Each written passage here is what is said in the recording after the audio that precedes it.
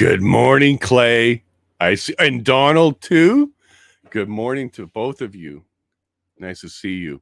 Let me just take a moment and check and make sure I am live. I do see you in the chat, but let's go double check that we made it to YouTube. Yep, there we are. Good morning, Clay. Good morning, Donald. First on Clay. Yeah, it's going to be 3. I got someone else here. Wonderful. Yeah, it's going to be a great day, everybody. I hope you're enjoying your day and your morning. Hope you got your coffee. I hope you got some electrolytes and you got some water, because it's going to be a long one.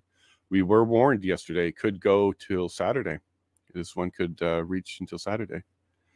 Donald says no audio yet, but now I see you. But my stream did have some audio. So, Clay, what do you got? Do I sound good? Do I look good? Am I a superstar? What do you got? So today should be quite interesting. It's going to be ex-chief Peter Sloly, the scapegoat. He's got a lot of tire tracks on him, a lot of them. Now you hear me, Donald. Wonderful, wonderful. Yeah, Peter's got a lot of tire tracks on him. There have been a lot of bus driving for him, or over him, and today's his day to stand up. His representative has been doing a pretty good job, Tom Curry, and he's got another one too. Been doing a great job. Good morning, Denise. And it's been wonderful to see how that, from Peter's side, he was doing everything he could, but we've seen without Peter's testimony how lots of people were getting in his way, not cooperating, not sharing information. There was probably about 3 different fractions within the OPS. There was the Sloly group, there was the Bell group, and then there was the, I want to say Abrams, but I think that's wrong. Then there was another commander who was kind of taking over his own thing. He was being autonomous in a bit of an island. But yeah, we saw all that. Oh, wow, 9 people. Nice to see you all. Thank you for joining us. So what we're going to do today is we're going to have a really special guest. Donald, he's been poking around in the chat, and he's going to be joining on the lunch break. And Donald, if you are free and you want, you can pop on anytime. You can be a little head in the corner with me and listen along. And then we can do stuff during the breaks, whatnot. But we do have him scheduled for the lunch break. And Donald Best, he's an ex-Toronto police officer, and he'll get into his background a bit, and his story is amazing. And some of his personal, private stories are fantastic, too. And Donald, you know which one I'm talking about. That's amazing that you had that coffee or that morning with them. But anyways, he'll go into his background and his experience and his and bring to the table a bit of expertise from within a police service. He was there for a long time, and I highly respect him. So I'm looking forward to getting deep with Donald. Yesterday, we were speaking with Etienne, and we kind of deep dived into democracy and the Save Democracy program. And then today will be all about the police and how the police services work. So thank you very much to Donald for agreeing to be there, and I'm glad to see you in the chat already. And good morning, Mike. Nice to meet you. Winnipeg. It looks like a Winnipeg Jet. Hey, Mike, I'm from Winnipeg. I did my high school years there, Fort Richmond Collegiate. I was there when Timo Solani came and did the rally to keep the team for the year. It was a lot of fun back then. But nice to see you, Mike. So the Canadian Constitution Foundation did release another video yesterday. It's not a summary about the whole event. So for all of you that stuck around last night and listened to my 2-hour recap, I had no idea it ran that long. It was just, we were just going through the list of notes and having fun. So 2-hour recap yesterday, but we do have an in-depth look at their cross-examination of OPP Commissioner Tom Curry. And it's wonderful, of course, because the Canadian Constitution Foundation's main purpose is to defend the Constitution and any constitutional issues. And do you think we have some here? We most definitely have some here. So let me go ahead and play that. It's only 10 minutes this morning, and we'll get back to some of the pre-show. And I hope you enjoy it. So let me go ahead and get that playing for you. Here's my little mug. So Christine, take it away. We're going to move on to the... Thank you. Next is the... Next is the Jason. Wow. Okay, so it's case closed, isn't it? Right? There's a mechanism in place. The police had opportunities to do things. There's no reason for the Emergency Act to assist the OPS. They had plenty of ways to get assistance. They didn't use them all. They didn't even invoke Section 9 of the Police Services Act. So You know, we've got an entire list of things they could have done and should have done and was available to them, could have been available to them. And by that last one, I mean they had the opportunity to add, compelling tow truck drivers to the Provincial Emergency Act, and they didn't. They also could have declared it unlawful by the minister. Marco himself could have declared it unlawful, which would have also gave some additional tools. So we have nothing in our wake except for a whole bunch of options, and that violates the entire spirit, the entire wording, and it violates the Emergency Act completely. I hear that Twitter's having a lot of fun today with Elon leaving. Holy moly, there's some pretty interesting tweets flying around out there. I'm a little bit nervous about jumping in on that one because I do want to keep bringing this stuff to you. But yeah, it looks like a lot of truth and a lot of statements are coming out today. It's it's amazing. I may just do one about the Emergency Act. It was illegal, so maybe I'll just do that. The Emergency Act was illegal. That'll be my statement today because, oh, wow, you guys are really going and having a lot of fun out there. Okay, so I have confirmed Donald is a go. He's tweeted out. We're trying to get the message out because Donald's going to just break it open.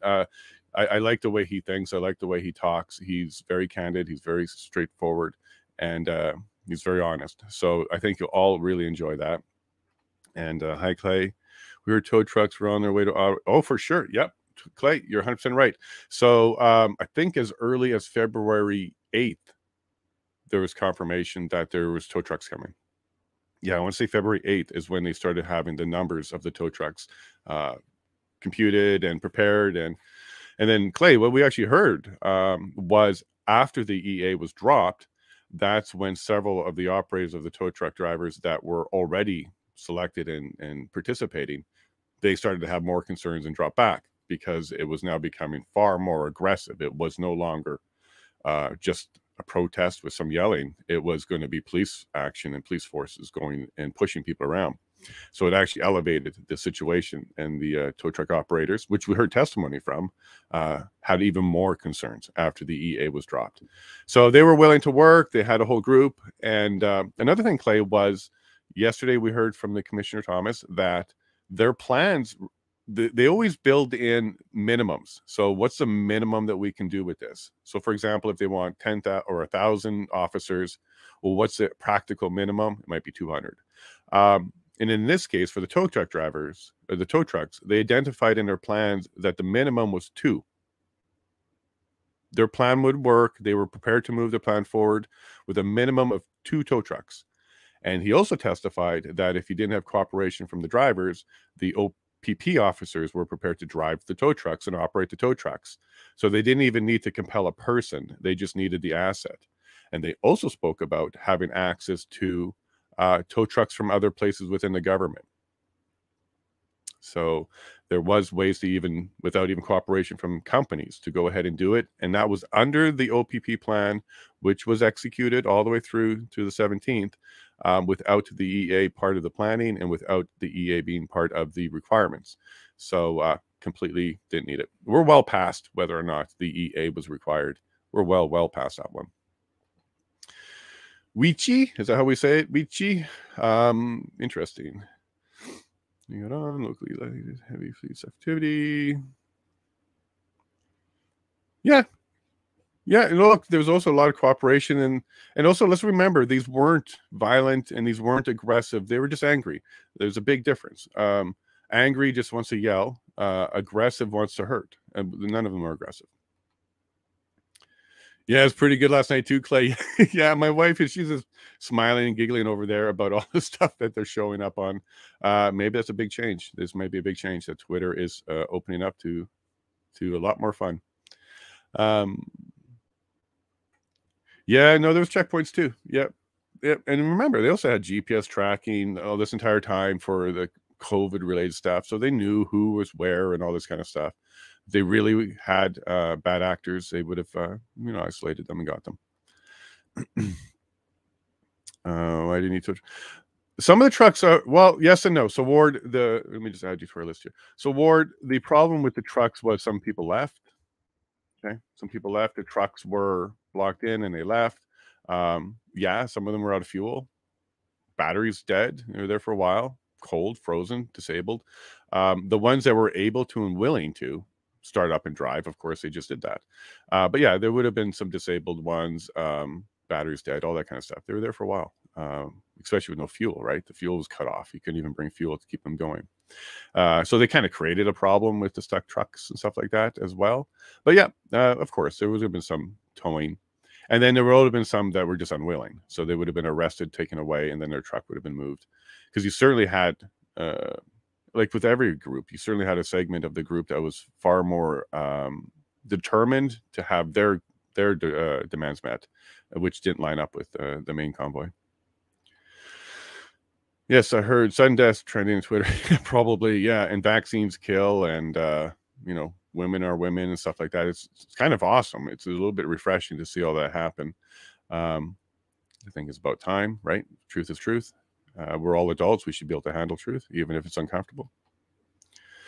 Oh yes, we will do this Twitter as well. Yeah, yeah. Now but let's also not get into ourselves into trouble, right? Like you could go have a lot of fun, say the things that you thought weren't safe before, but let's stay legal. There are some limits, but enjoy yourself, have a good time. I know that the people that watch this are most likely the ones that know how to have a good time, know about rights, and have no interest in hurting other people. So yeah, glad to have you, and please enjoy Twitter. It's quite funny right now. I'm going to go ahead and set up the stream. We got a good one, this one. It looks like we got one of the high quality streams. So knock on wood, we keep it all day long. Public hearing, there we go. And sorry for those interruptions yesterday. We are off grid. We did have the battery give out on us. We've had lots of snow and cloudy last week or so. But thank you very much for sticking around. I really do appreciate that. And just know that anytime it goes down, I will be immediately doing everything on this end to get it up. So if you have patience with me, I'll get back to you. All right, Clay, diesel engines too. So if they're out of fuel, yeah, look, there's a lot. Yep, you know how diesels work.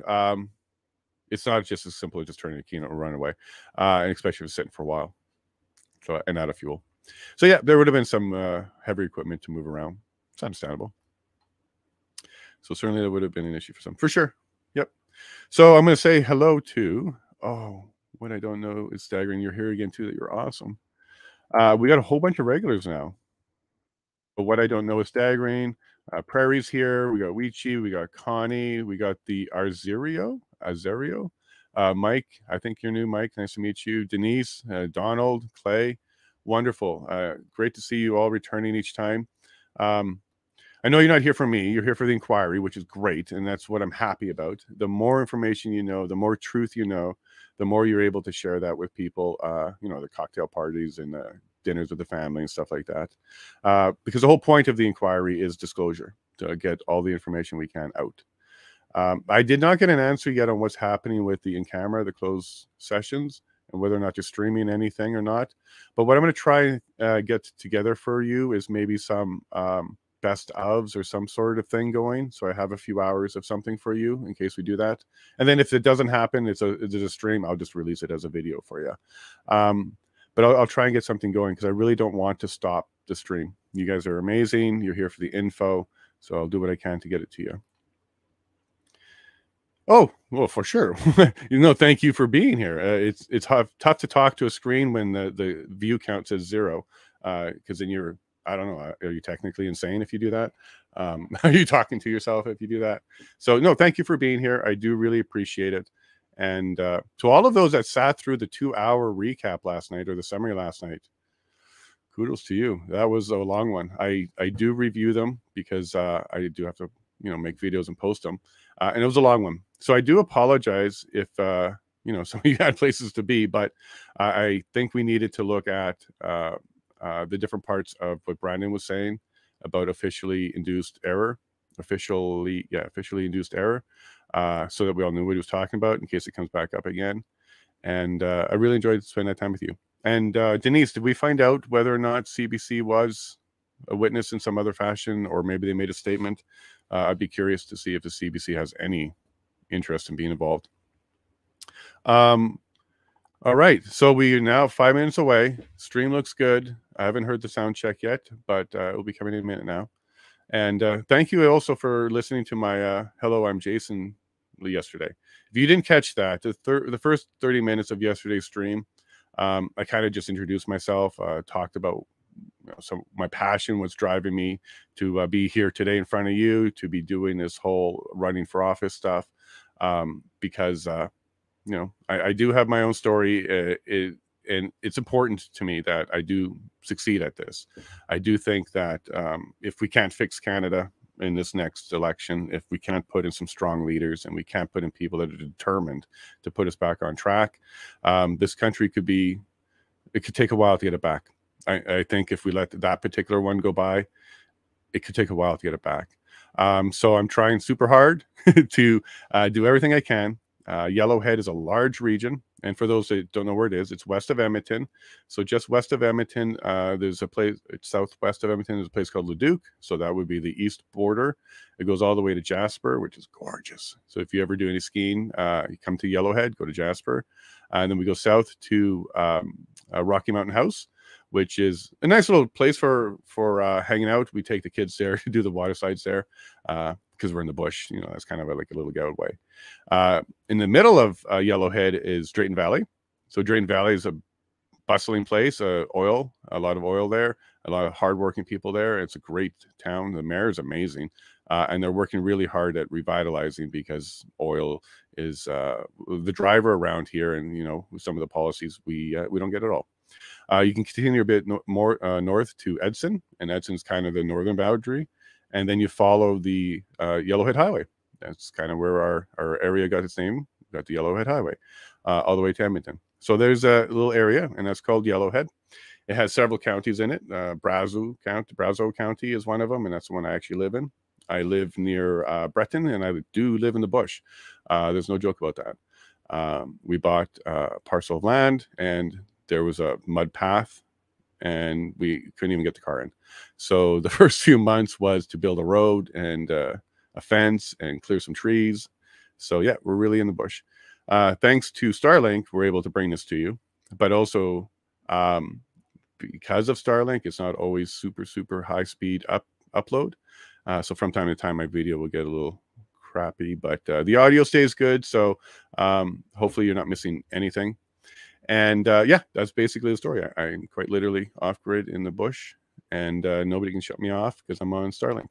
But I'm having a good time, and maybe one day I'll get that little hand cam and we'll walk around and we'll show you the stuff. Great, awesome word. Great question word. There's a question. Yeah, the tow trucks. Yeah, you're right. Yeah, because they were disabled. Yep.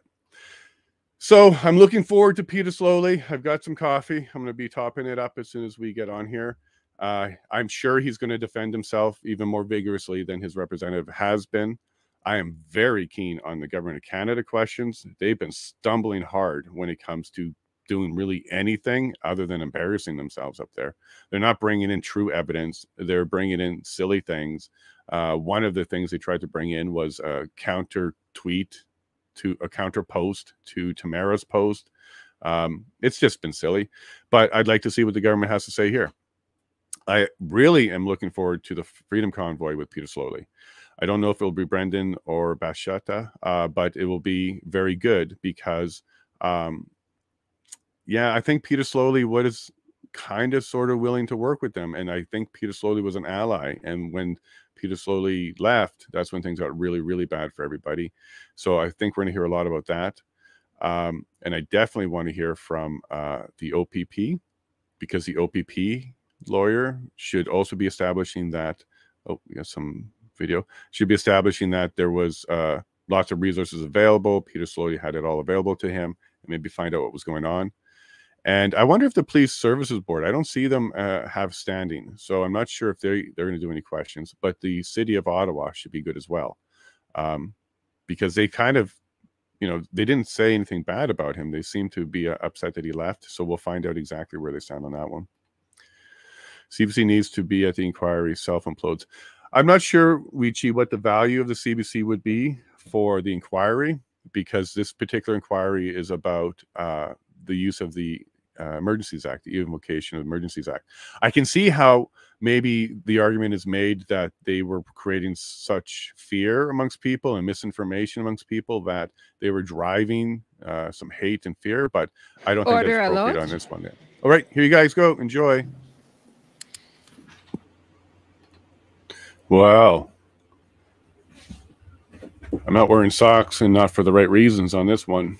Wow. Am I seeing it the wrong way? Is he trying to dance both? Is he trying to appeal to both? He's trying to show some passion for the protesters that were legit, bringing up charter concerns, bringing up his experience in other big protests. But is he trying to appeal to everybody here? That never works, Chief, ex-chief. That never works. Slowly, you end up with everybody disliking you. It would just be great if it was more of the truth. We got used to hearing the truth with the OPP, straight down the middle, no dramatic sips with water, no long pauses, no tearing. I can understand that that might be, maybe he's reminiscing about a whole bunch of things, but I'm disappointed. But to be honest, I'm not super surprised, because if we really did look at what we were receiving about Sloly up to now, we were kind of saying they're throwing him under the bus. He seems to be the scapegoat, but maybe some of that is justified. Maybe what we're seeing here is some justification around Sloly's ability to handle this. I'm not saying he's unprofessional. I'm not saying he did anything bad. I'm just saying he seems to be very different kind of caliber of person and police officer than we've seen in other testimonies so far. Let me jump to our chat, because if you haven't been in the live chat and checking it out, it's active and it's been great. Yeah, it does seem to be some victimhooding going on. And Denise, I think, yeah, this will come. This always comes. This will come. So just wait. It'll come. Hey, Donald. Yeah, look at that. And what is this? Is this for dramatic effect? Because he doesn't actually feel that way. I don't think he actually feels that way. Because he can compose himself before. He knows where he's going. And he should be very comfortable with telling the truth. His one little comment about this part is always tricky for me, or something like that. Slowly, what part are you talking about? The recalling of the story is difficult for you, or trying to navigate using the right words so that you can get both sides? Like, what? We haven't even heard a single witness talk like that before. We haven't seen a witness do these kind of pauses yet. We've seen some witnesses who very questionable on what they said. We've had some contradictory testimony, so clearly somebody wasn't fully truthful, but not like this. This is very dramatic. Now, we'll see a little bit more testimony, and especially on crosses, where we'll go with it. Now I'm interested in everybody. I'm interested in everybody crossing him, from the residents to Tom Curry himself, to OPP, to the OPS, everybody. Right now, it seems like everybody had some gripes and some valid complaints possibly with Chief Sloly. I'd like to still see how this matters to the elevation to the EA, but the collapse of the police station may be part of the narrative on that. I think so, Donald. Yeah, and it's weird. I really was expecting more. I do have some notes around the testimony so far. So what I may try and do is just keep that all to the end, so that we can have the break with Donald and really just react to what's going on at the time it's happening. Clay. Yeah, look, I feel exact same way, Clay. So maybe I'm not out in left field on this one. I've been listening to it, and pretty quickly I was disappointed, and then disappointed again, and then surprised. Flags on trucks is antisocial behavior, in his opinion. Oh my. He didn't even say certain flags. He just says flags, and we all know there were a lot of Canadian flags, and wow, I wasn't expecting that, and that one bothered me. But the chief of police at the capital station. I agree, Denise. Look, we're all humans. We're all emotional. We can get into various situations for various reasons, especially if mental strain and mental, you're still working through a lot of emotional things about even the situation itself. We're still in the first year. Some of that stuff takes a long time to work through. But I do agree with you. I do agree that the caliber of the people who need to be the leaders, especially on policing, especially for emergencies, need to be able to know how to control their emotions, check their emotions, compose themselves, especially in situations. So that's why I don't believe that this was genuine, because I do believe he's fully capable of that. I think he's completely capable of being composed in all situations. He's just choosing not to here. That's what I think. But no, I don't even think it was worth breaking down for, because he was talking about other people, not even himself or his staff and stuff. So we'll wait. Did he actually say Canadian flags, Donald? Yeah. Okay. Well, if that's the case, then even worse. If he just said flags, then he could have alluded to the F. Trudeau. He could have alluded to, well, we didn't see the other one often at all. Just at one time with that CBC picture, but he could have just been referring to the F. Trudeau as well. I don't recall, but I know he said at least flag or flags or Canadian flag was in a truck was enough for antisocial behavior. I don't like that kind of talk. I am so damn nice. Oh, sorry, Denise. Well, there's a lot of people out there who are far more aggressive and far more angry than I am. So there's a lot of choice for that. But I do have a different take on a lot of this, because I do have a lot of faith that we can repair this, and there are a lot of good people still in government. We just need to kind of find out where those bad apples are and get them out. Denise, you make me laugh. I like it. Denise, I can't quite remember, whereabouts are you? Are you in Ontario? You know, somewhere else? Transcript would tell, but I think it was Canadian flag. Yep, and the transcripts are released. So just as a little public service, what I'm going to be doing is downloading everything as it comes out, as they produce it and release it, put it onto my storage and stuff like that. So I think it'll be like a big wiki dump where we are going to be going through this stuff for quite some time. We're doing the live testimony. We're seeing the evidence scroll on the screen, but all of those documents, the redacted versions, will be available. And yeah, we'll see how technical these people were when it comes to redaction, because if they're technically silly, then we can unredact. Barry, that's right. Okay, so Barry, so you're familiar with the Barry Colts, and you probably maybe at some point attended one of their games. We did their ticketing. The ticket break was me and John Durlis and a couple other people. It was cool. Yeah. And it was shocking. Like, he shouldn't be talking like that. I was optimistic and hopeful at the beginning, because he was really painting a picture of somebody with vast experiences all over the place, with vast types of people and protests and large. City of Toronto has had various types of things go on there. He might have even been around for SARS stock and stuff like that, like large groups of people. And then what I'm getting at is, even in large groups of people going to a concert, there were arrests and there were assaults and there was things going on, because that's just what happens. Human nature. But I thought at the beginning, when we're getting into his experience and where he was coming from, I was feeling kind of good at the beginning. But then it started to turn quick, because he seems like he was appealing to everybody, not picking a lane and just sticking to the truth. I'm not saying he's flat out lying, but he's certainly dancing like crazy, and he's trying to appeal to everybody, I think. You heard Canadian too. Okay, Clay. So that's confirmation, Donald. So Canadian flags, that should be clipped then. So whoever's got that quick ability, that should be up there. Because if he's saying Canadian flags is antisocial, then yeah, we know where he's at. You've been to a few Colts game. Well, congratulations. Your seat was reserved using software I wrote. I'm glad you had a good time, Denise. All right, that's the end of the comments, but we might be getting the stream back soon.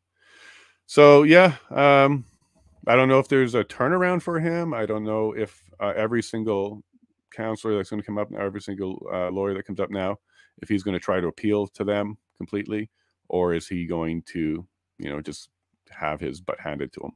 I'm sure the convoy is going to tackle him hard. They probably have, I don't know anything about what the convoy has, I'm assuming, but they probably have something about specific actions that Sloly did or didn't do that they need him to admit to, that's going to show how there was either a lack of cooperation from the rest of the OPS, maybe with Sloly but not the rest, or no cooperation from Sloly or any. But they're going to be targeting in on specifically things that Sloly would have been responsible for, and he should have done or didn't do.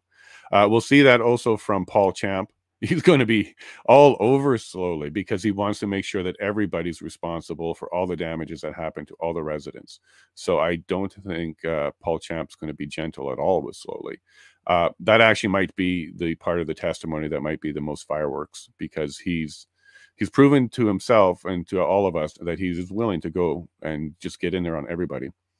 I think the government of Canada is going to be soft with him, but they're going to be trying to show how they were overloaded, because I think that's their narrative. Clay. Wow, Starstock. Yeah, you haven't heard that in a while. Yeah, look, we're all getting there. That was a while ago, but that was a large crowd. And if you remember, too, that was around vaccinating people for SARS. Was that a pre-run? It was only Toronto that had that. I think one other place, Asia or something like that, had a bit of an outbreak.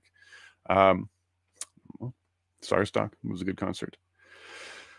Don, he'll get some advice from his lawyer about badly timed here. Look, he pulled it too soon, I think. I think it was the wrong time. I don't think this was placed well, if it was strategy, because people do think that way. Of course they do. But what I definitely didn't like was, well, for what? He was just talking about other people doing the best they could or something like that. And that broke him down. Justin Trudeau was a part-time drama teacher.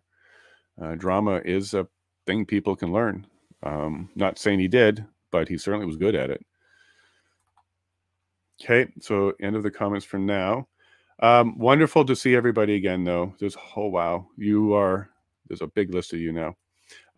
So I am going to try and wrap up all the comments quickly at the end of the day today. I will do my best, but there's a lot here. I will do my best to really just focus in on the things that are important to the question around the EA.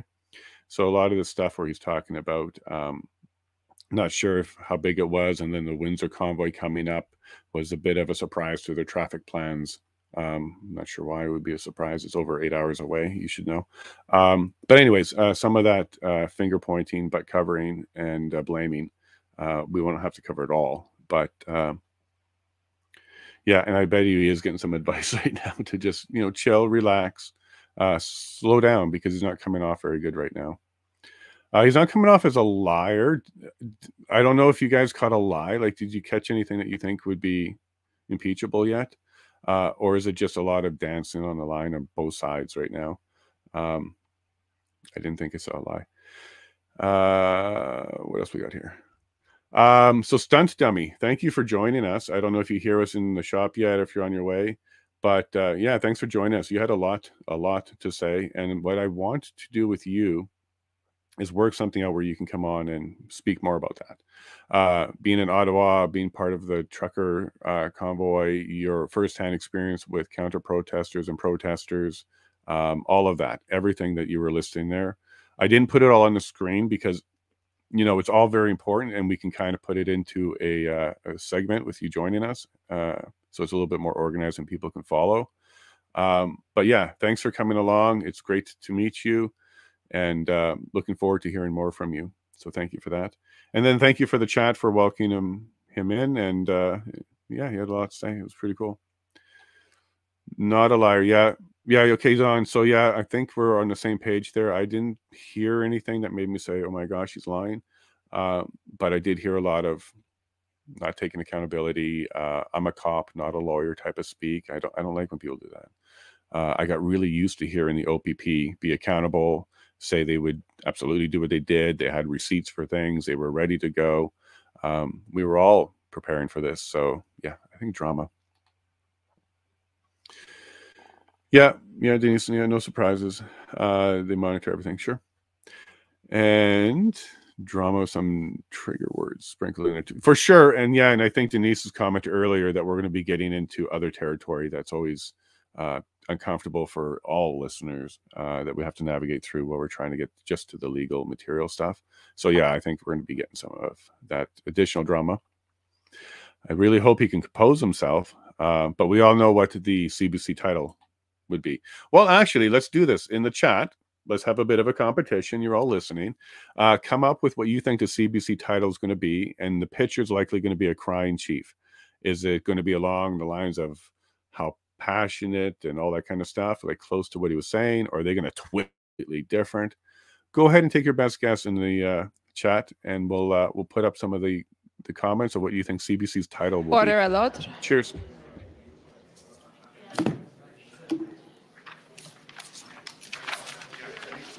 Not exactly, so there's no. Just respect for your profession.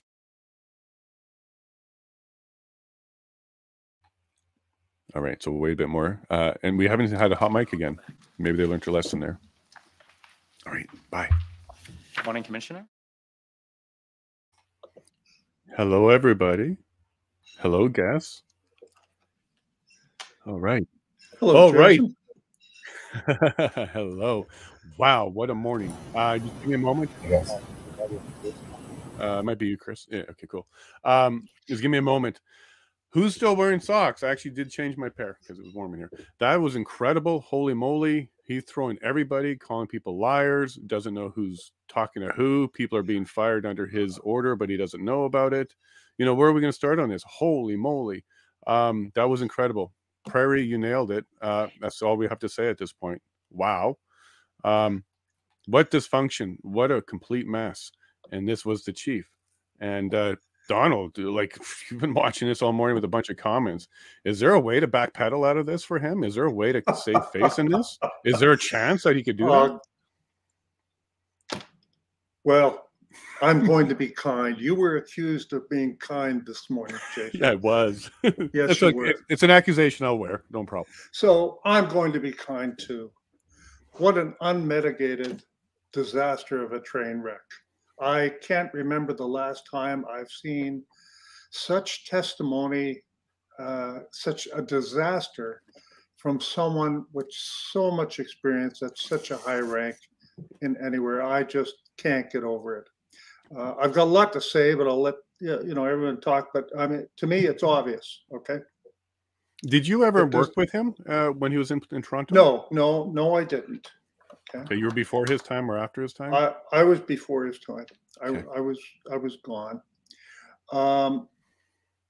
But it's obvious that despite his experience, his training, his CV, and his wonderful use of police management lingo, I mean, he's just wonderful at the terminology and the concepts and the charts and the arrows.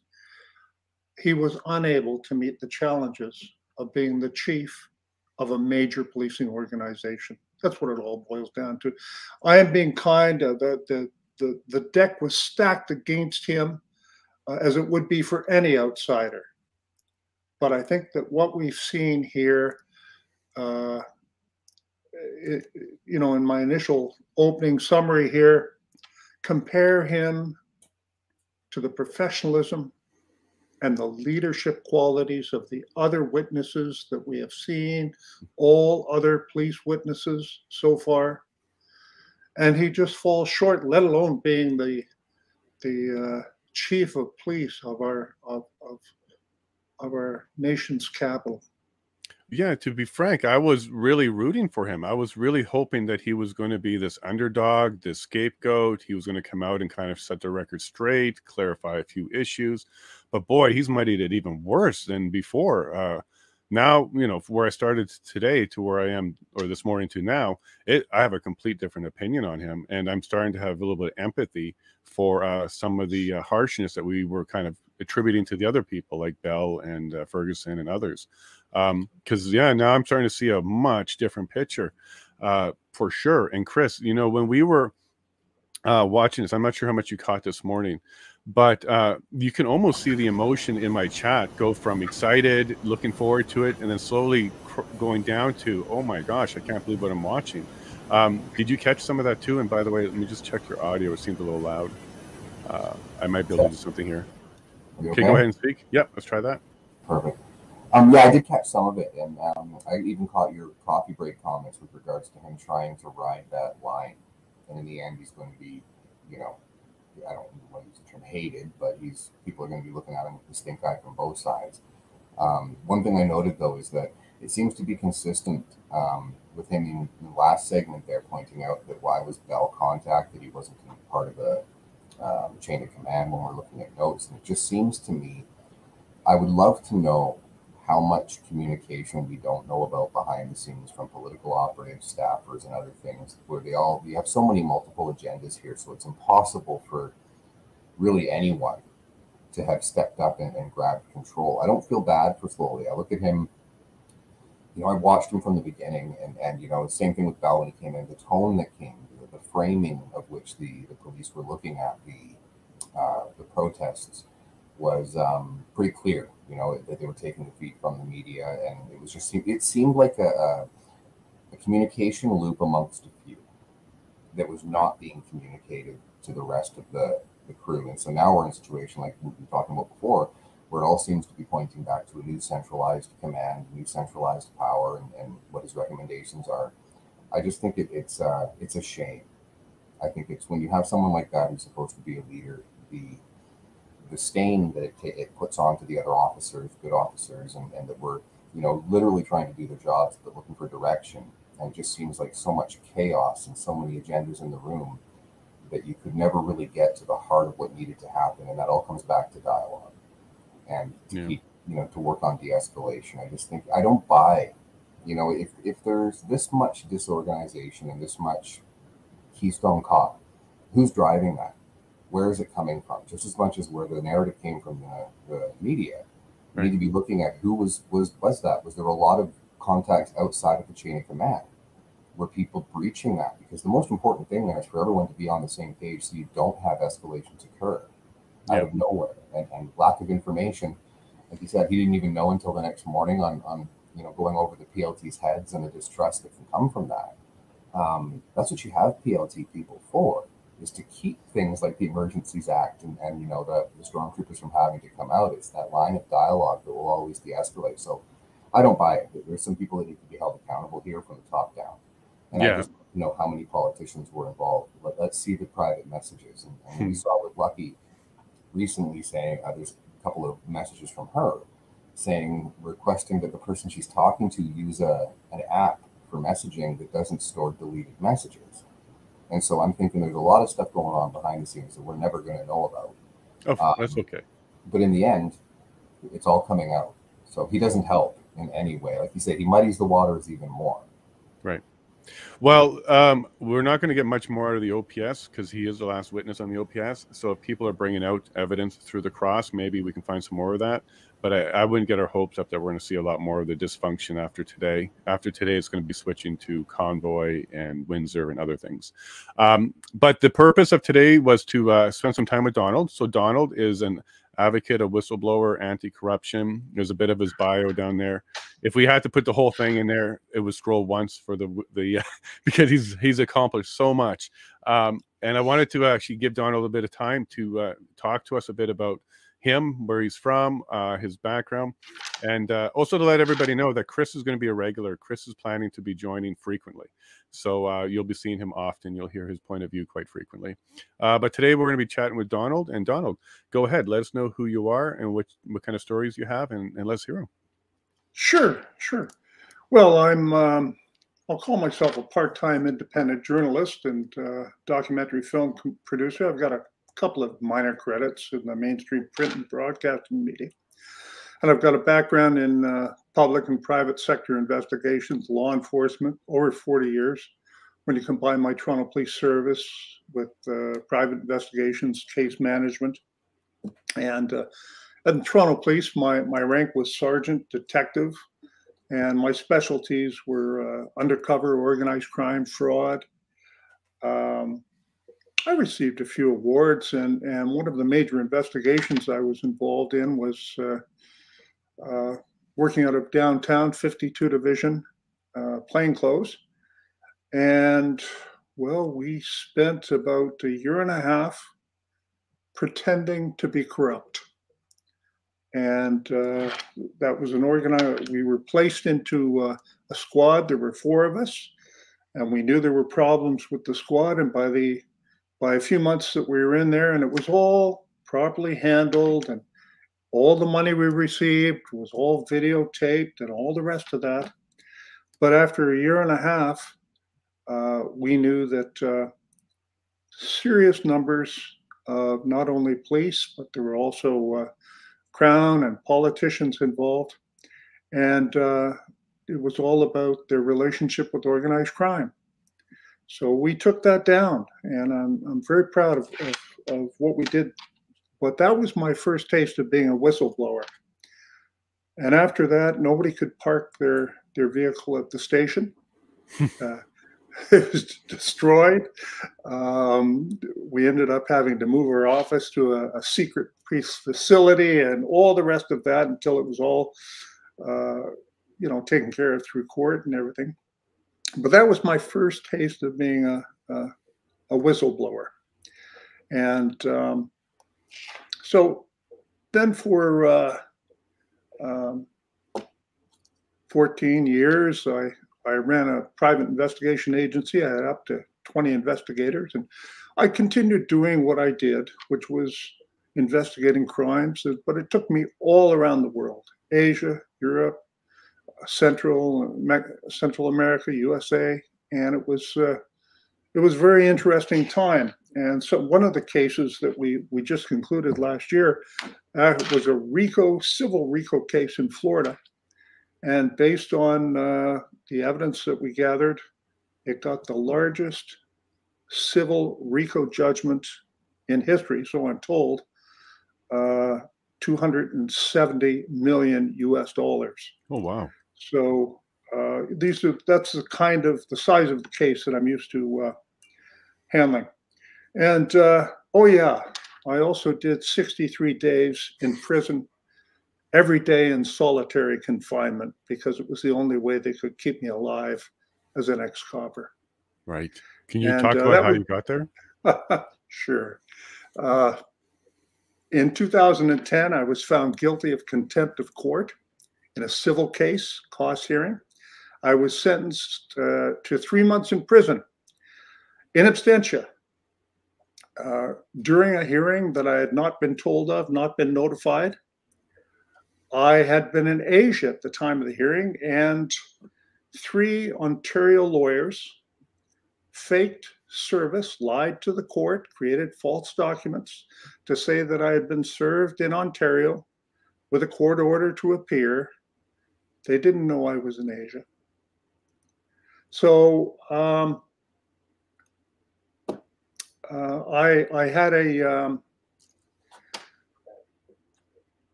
phoned them from Asia. I was supposed to appear in Toronto, civil case, actually to do with that large $270 million case that just settled. And so instead of appearing, I phoned from Asia. They didn't know I was phoning from Asia. After they wouldn't let me testify, they asked me if I had received a certain court order. I told them no, 12 times, no. They hung up, but it was one of those old spider phones. They didn't hang it up correctly. So I got to listen to them planning to give false evidence and create a false document and put that before the court. I recorded everything. Good man. Yeah. With 2 different devices, because of course, with my forensic background, I know that means can't be faked. And as a matter of fact, a report from the Center for Forensic Science of Ontario said the recordings 2 were pure. Great. So they had that secret trial I was unaware of immediately over the Christmas season. And I thought, oh, no problem. I'll come back to Ontario with my recordings. The judge will lift the stay on the warrant for my arrest. He'll see that the lawyers lied and everything will be okay. Mm-hmm. Right? Sure. That sounds logical. Sure. Well, that's fine. So I got back. And by the way, there was also evidence that a Ontario Provincial Police Staff Sergeant had taken a bribe from the lawyers to put in a false affidavit against me also.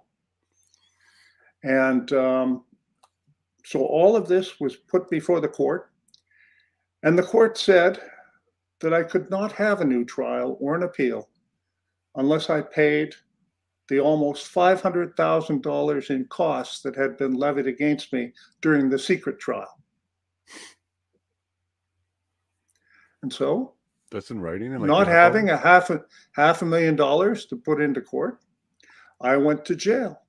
And the payment of costs was an impossibility. Everybody knew that. That's why they did that. So I surrendered and I went to prison. Did a total of 63 days, every day in solitary confinement. And that's something else. I could talk about that all day. But I was subsequently vindicated by various authorities, including the former commissioner of the Ontario Provincial Police, Julian Fantino, who investigated the circumstances of my conviction, swore an affidavit that I had been falsely convicted. He testified under oath that 3 Toronto lawyers fabricated and filed false written affidavits evidence against me, lied to the courts orally, on the record, with a false document, 3 different ways. And these lawyers illegally bribed an Ontario Provincial Police Detective Sergeant to swear a 3rd false affidavit. And and that was all after I'd gotten out of jail and such. And that's the story of how I came to be in prison. So were you released because your time was up, or were you released because you were vindicated while you were in prison? I was released because my time was up. Okay. My vindication came after I'd been released because, well, here's another thing. I was forced to defend myself at my hearing when I returned to Canada because 138 lawyers refused to take my case. Wow. This is all well documented on my website. Why? Well, some of them were afraid. Some of them received business from the 3 large Bay Street law firms that were involved. Others said they would be destroyed. Others said, well, I went to school with one of the guys or whatever. Mm-hmm.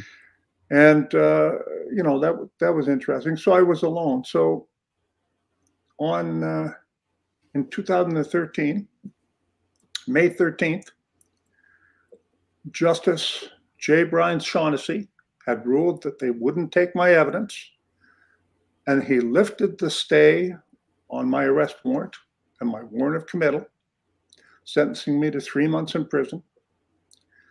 And court ended. The reporter went away. The judge went away. The officers that were there put shackles on me, handcuffs, took me down to the prison cells in the basement of the court, Oshawa Court. And while I was doing that, Justice Shaughnessy went to a secret back room. And there, without telling anyone, without putting it on the record, without making a notation in the judge's file, he created a new warrant of committal that extended my sentence by 50%, so that by the time I was out of jail, the appeal period would be over. Wow. Nobody was given a copy of that. I was not given a copy of it. He didn't place a copy of it in the record. The only copy of that Star Chamber warrant for my committal was given to the prison authorities. And when I arrived there, the white shirts, the supervisors and the warden called me over, and they looked at it and said, "We've never seen anything like this.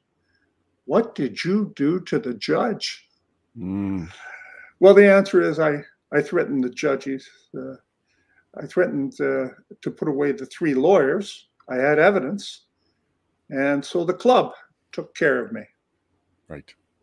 And so there's a short version. I can assure you and everyone that all the exhibits, all the evidence, the recordings, Commissioner Fantino's affidavit, the invoice that the foolish and corrupt staff sergeant from the OPP sent to the lawyers, he sent them an invoice for a bribe he took. Can you believe that? Wow. Probably put on his taxes as a deduction too. Okay, it's all there. He had a company going on the side. In his affidavit, Commissioner Fantino said that had he known about it at the time, he would have arrested them, charged them, along with the lawyers. So there you go. That's how I got where I am. And one of the major things that I'd like to see across Canada now is that it's time that we move the law societies into into 2020. They should not be self-investigating the same people that they went to school with, the same people that they worked with, the same people they party with and go to church and synagogue with, same people they see in the court every day. Just like the police, there should be independent investigative Civil bodies, yes, to investigate major complaints and crimes by lawyers. We don't have that. It's time we did. Donald, and to everybody listening, he's not lying. I have been a paralegal. I have been dealing with things. So one thing that Donald mentioned was falsifying service. 100% happens. It 100% happens. I've witnessed it myself. 100% happens. Do police officers lie? 100% happens. I've witnessed that myself, even on traffic stuff. Petty lies, irrelevant lies. It certainly happens. We're not painting all brushes here. I just want people to understand that the most certainly this stuff does happen. And one thing that I sort of like to slide in, when I was talking to the lawyers and recording the conversation, I told them 12 times that I did not get the court order. They told the judge and put in writing and gave orally that I confirmed I had gotten the court order. Lovely. And that I refused to testify. Well, you had the tapes. I did. Didn't matter. Court never heard the evidence. They made sure of that. And I agree. But you can listen to them. Yeah, I think maybe at some point we'll do an entire episode about that. You can take us through some of it, play some of the recordings for us. If you want to, do that with me, I'll be happy. I'd be honored to do that with you. And we'll get the story out again, because I know you have some videos, but this is compelling and it's very interesting to hear this. And I do agree that a civil committee, kind of like the police one that we heard about yesterday during testimony, there's a police commission civil committee. I believe wholeheartedly that the L Club, the L Lounge, because at every court there's a room for the lawyers and it's called the L Lounge, and they definitely hang out in there and spend time in there, and they all know each other. I've witnessed it, and definitely I believe independent civil oversight on the law society is necessary. We'll leave it at that, but Donald's not wrong, and I've witnessed this myself. So Donald, thank you. So once you were vindicated, actually, I have one question first. How did you get the attention of OPP Commissioner Julian Fantino? How did you get his attention? All right. I used to work with Julian Fantino. He was the staff sergeant on that squad that went undercover with me. Okay. So I knew him. But I did not approach him during the trial, during the part where I was before the court. I didn't want to do that. At that time, he was a minister of government, and so he had no idea this was happening. But it would be unethical for me to approach him and expect him to do anything, interfere with the judicial process. I would not do that. Even when those lawyers, the crooked lawyers and the judges, offered me a deal if I would just apologize and forget about, these tapes of the lawyers lying, I wouldn't have to go to jail. I refused to do that. Thank you, Donald. And then what ended up coming after it? So once you're vindicated, you're being cleared. What does that mean? Do you have a process you go through? Does the government make apologies and admissions? What does that mean to start fixing things after they've done that? When I say that I was publicly vindicated, well, first of all, the Ontario Civil Liberties Association investigated the whole thing and gave me that award. Right. I've spoken at several law schools all across Canada, University of Windsor, University of British Columbia. I was invited to the Law Society of Ontario, told my story. I had a former chief justice of a province come up and basically apologize to me. Now it's all over. I've been to jail.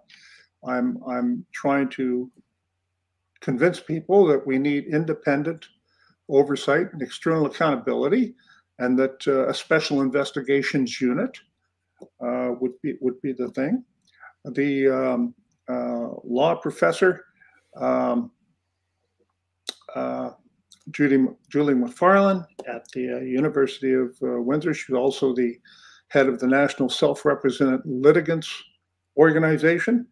And she spoke, she gave the introduction to my award at the Ontario Civil Liberties Association. And during her introduction, she said that she had looked at everything and the lawyers lied. And and I've had newspaper articles and such. So I'm publicly vindicated, but I am still convicted and have done my time. No apology has come forward from the lawyers or the Law Society or the corrupt police officer who's now retired in British Columbia. Wow. How do you get back those 63 days? How are you vindicated for that? All I can say is it really opened my eyes, first of all, to how many innocent people, truly innocent, not just technically innocent, truly innocent people are in the prisons. There's so many. The other thing I knew is solitary confinement is torture. It is torture. The lights are on all the time, 24/7. They open the little window every 30 minutes or an hour, bang, bang, to see how you're doing. Yeah. I saw terrible things. I saw people trying to kill themselves, running against the cell door 1,000 times, and then they'd fall down unconscious, and then they'd do it again. I saw people eating their own feces. Wow. I saw all sorts of things from my little cell window. And, we shut down the mental hospitals, sanatoriums back in the 70s. We said, we're going to put them in community care. No, we just put them on the street. And right now, what I saw, solitary confinement, half of them are there, they have no business being on the street in society. They'll need care forever. Yes, they're criminals, but they're people, but half of them are mentally ill. So shall we talk about Peter Sloly? Because I could go on forever. Don't want to bore our audience. Well, I'll be covering a lot more of Peter at the end. This actually isn't boring the audience. This is exactly what we're here for today, Donald. So I would actually like to continue on your story and what you're working on. Sure. I would like to bring Chris in for a quick moment here. So Chris, what we're hearing here is a lot of injustice. Police are not doing things right. Lawyers are not doing things right. And, no offense to Donald. Donald has a little bit of means, so he might have been able to have decent representation. What about people that are left with legal aid or no other options and can't even fight, like do recordings of stuff and prepare themselves that way? And they're just even a lot more difficult and stacked against them. It's horrible what happened to Donald, but this also happens to a lot of other people who we'll never hear from. And I'm sure that, in a lot of communities that you're connected with and stuff, you've probably heard a lot of this. Oh, and just on a side note, we still have Jeremy McKenzie in jail without bail in Saskatchewan as we speak right now. So kind of fitting to be having this topic of conversation right now. But anyways, go ahead, Chris. Well, I think a lot of my work was in that scenario. It didn't matter whether the person was homeless or they just didn't have money or know how to fight. And a lot of my work was getting people prepared to go and see a lawyer, which again was, there's a lot of documentation collection. But the problem that I always found was that gray area in between. It's like this world everyone wants to acknowledge, but they don't really want to believe it exists with regards to the strong arming, the threats, the veiled threats. A lot of the times I would be the messenger for people, and I would go and try and help resolve, how did we get here? How do we move forward? It could be simply as having someone cut off from a local not-for-profit services so they can't get a daily free lunch anymore, right? Some simple things like that, leading all the way up to corruption on boards of directors at not-for-profits and local. There's like an insidious level at municipality. Like there's a group within each municipality that kind of play off one another, and they look out for each other, right? And so it's very difficult for somebody who's disenfranchised or doesn't have the monetary or the intellectual capabilities to be able to move forward on things, right? And so they're victimized, re-victimized, and people who are doing the victimization feel comfortable because, like what Mr. Bass was saying there, it's very difficult to get lawyers and other people on board in a situation where they are friends with those. Like even just cutting through the bias and to get any level of fair representation is extremely hard for people. And so a lot of people choose just not to. And for me, it was a lot of just stumbling across it, and if people wanted to move, I never told people what to do, but I told them very clearly that you lay out okay, you're going after this person, but they also sit on a board over here with this person. So you've got this in the city, you've got this. People don't realize you've got like a dozen people looking out for each other, and the whole it's to maintain the status quo. And so there needs to be some kind of a separation from it. Even still, when it comes to police, I'm not sure if it's the same in other provinces, but if you want to file a complaint against a police officer, your name's made public.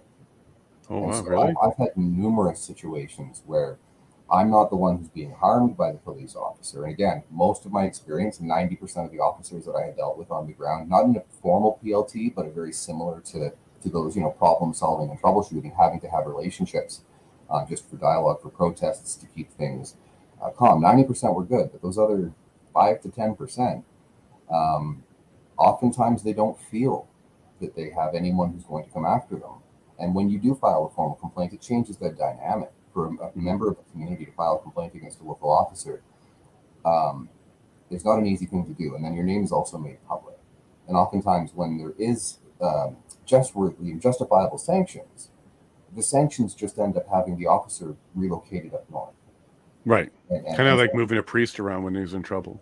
It's a musical chairs thing. And so you don't have a system where the public can rely upon going to a system of integrity that doesn't have these agendas from local players that are involved with whatever's going on, as well as the funding that comes from governments and other things. So there's a level of expectation towards the type of service the government's paying for. And often, in my time, I've been sitting across the table from people, and it became common when I'm just trying to, hey, here's a solution. Mm-hmm. The tone changed when they realize, okay, now we're going to start creating metadata. Because a lot of the times it's fine. As long as you're talking, it's fine. But as soon as you create a paper trail, their attitude changes with you completely. And having just people sit back, and they cross their arms and they lean back, and that's really going to change things, I think, moving forward, and how we deal with each other. If you decide to go with that route, okay, just let me know. We can do it in public if you're worried, right? But most people don't have that, right? And so there's no way to have faith in a system if the system is already stacked against you. And everyone says, oh, yeah, there's 2 tiers. But the people at the very, very bottom have zero options to proceed. I was doing all my work voluntarily because a lot of people don't have the money. And so you have the language stacked against them. You have the Kafka-esque is what it is. Mm-hmm.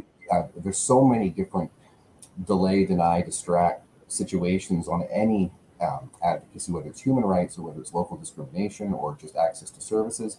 There is a system not designed to help the public, and every time you cross a threshold, the game just expands, because now you're dealing with a whole bunch of other egos that have an agenda, and all you're trying to do is get somebody a free lunch, get them lunch for the day or access to mental health services in a community. But the person who's in charge of those services, isn't exactly running the not-for-profit by their designated mandate. So I suppose most of my work was doing that. It's just trying to help people understand what the options are. But once you get in the game, it's almost like you need a training program in how to deal with the obstructionism that you face when you try and any kind of justice that doesn't align with the political ideology of the day. Cool. So Donald, he laid it out perfectly. The resources, services, it's all very limited, very difficult. And it's really every time you make a little headway, it just gets harder. So Donald, what are you doing now for pushing forward to try and establish a civilian commission of some sort? What are the challenges? Like, where are you going now? What is your mission right now to try and see that happen? Okay. Pre-COVID, we were going to do a cross-Canada tour. We had it all lined up, libraries and people, meeting with people in each province. And it was all lined up, and then that just died. So we're hoping to get that going for next summer. And that would mean a series of trips and appearances, not just myself, but other people, including people from the legal community who support it. And, you know, it's interesting. We have many who were retired. They're now retired, and they were lawyers and even some judges who absolutely are on board with having a special investigation unit for lawyers. But to try and get someone actually practicing right now to, you know, to come up and say that they want that, that's a very difficult task. Many people in private have said, yeah, that's a great idea. It's a great idea, but I can't support you. I just can't support you in public. People are afraid. It's more than a club. It's more than a club. There's money at stake. Someone earlier on asked me, what were the motives for the lawyers that would do that to me? And I saw that go across the screen there. Well, the motives were, it was about the civil case that we eventually won in Florida. And don't forget, we got a judgment of $270 million. But that was all about an estate, primarily centered in the country of Barbados, that was worth over $1 billion US. Oh, wow. And for that kind of money, to win that kind of money, the lawyers proved that they would fabricate evidence, lie to the court, bribe police, and the Law Society proved that they would look the other way. Just like there was a few years ago, there was a series in the Toronto Star. Broken Trust was the name of the series. And they showed, and my numbers might be a little off here, but I believe I'm correct, that there was over 209 cases that they looked into where lawyers committed criminal offenses against their own clients. This is in Ontario. Mm-hmm. And of those 209 cases where lawyers committed criminal offenses, primarily theft of funds and trust funds, but other things too, I think over 5 or 6 were dealt with by the Law Society in any substantive way. Everything else was, oh, we'll pay the money back and you forget about it, okay? Wow. And what do we do then? Can we do a civil one where we just make lawsuits, make a group go together and start suing people? What do we do? And we're using a system that's corrupt to do it. Come on, I had videotapes, or I'm sorry, I had audio tapes of lawyers committing perjury, obstruct justice, fabrication of evidence, bribery of police. And with that kind of evidence, they controlled the press. One of the people involved, or one of the lawyers that was involved in the case, but I want to make it clear, he was not one of the lawyers that fabricated evidence, but he knew about it. He knew about it, and he was the go-to lawyer for Canada's media, Toronto Star, Toronto Sun, CBC, CTV, when they had charter challenges, including in front of the Supreme Court. And he was the go-to guy. So the media weren't interested in my case. He's a judge now. Yeah, and we've heard similar things from Brian Peckford himself too. The media is even interested in what he's working on. So we all know that Donald's 100% telling the truth. The media will pick and choose what to cover. My goodness. So today, do you have an organization that you're putting together? Do you have some allies who are working with you? Or are there some lawyers who are getting behind you to kind of see what they can do? Where are you at on your effort other than setting up a tour for next year? Sure. There's no formal organization. Not sure that's necessary. We'll see what happens. Certainly some organizations have expressed an interest, and I'm not going to name them now, but you can probably guess, have expressed an interest. Some of those organizations might carry through, but there's a few of those organizations that are primarily staffed with lawyers and run by lawyers. Right. I'm not going to name them, but come on. Yeah. And yeah. No, go ahead. I was going to say people aren't aware that judges, you have to be a lawyer. There's no other way to become a judge. The prerequisite is lawyer. So for justices, that's not the case. Justices could be many different professions, but a judge, an actual judge that will make it to Supreme Court, Superior Court, Appeals Court, Federal Court, the prerequisite is lawyer. So it is a club. And if you're not in it, you're not in it. So we're not for bigger government, and we're certainly not for federalism or things like that. But how do you manage provincial law societies? How do you add oversight to that? Would a national one do it? Civil-based? Some coordination with the government? What are you thinking? Well, I think in Ontario, we have an independent agency called the Special Investigations Unit for Police. Correct. And the way they do it, look, they do it the best they can. You've got to have some police there, but they have civilians also. And if the complaint is against someone in Ottawa, well, then no former Ottawa police officers are allowed to be on that investigative team. And that's just the way to do it. Very serious. And it's staffed with qualified people who have, been in homicide. But once again, if the shooting is someone in Windsor and you used to work in Windsor, you're not going to be a part of that case. It's not the perfect situation, but it sure beats the police investigating everything themselves and saying things are fine. No, I agree with that. Who would make it up? Will we have lawyers in there? Will it be civil? Work with like liberty unions or liberty associations? Well, I think you would. I think it would have to be totally independent from the law society, and it would need lawyers. Yes, it would, and it would probably need a very eminent person, running it. Maybe even a former judge. I don't know. It would have to be. You're dealing with lawyers. People have to know the law in each province because it's different in each province. So that's why a national team wouldn't work. But it could also be staffed with former police officers and other professional investigators, forensics people, civilians. There's many forensic document examiners out there who have never worked for the police before, and some of them are pretty darn good.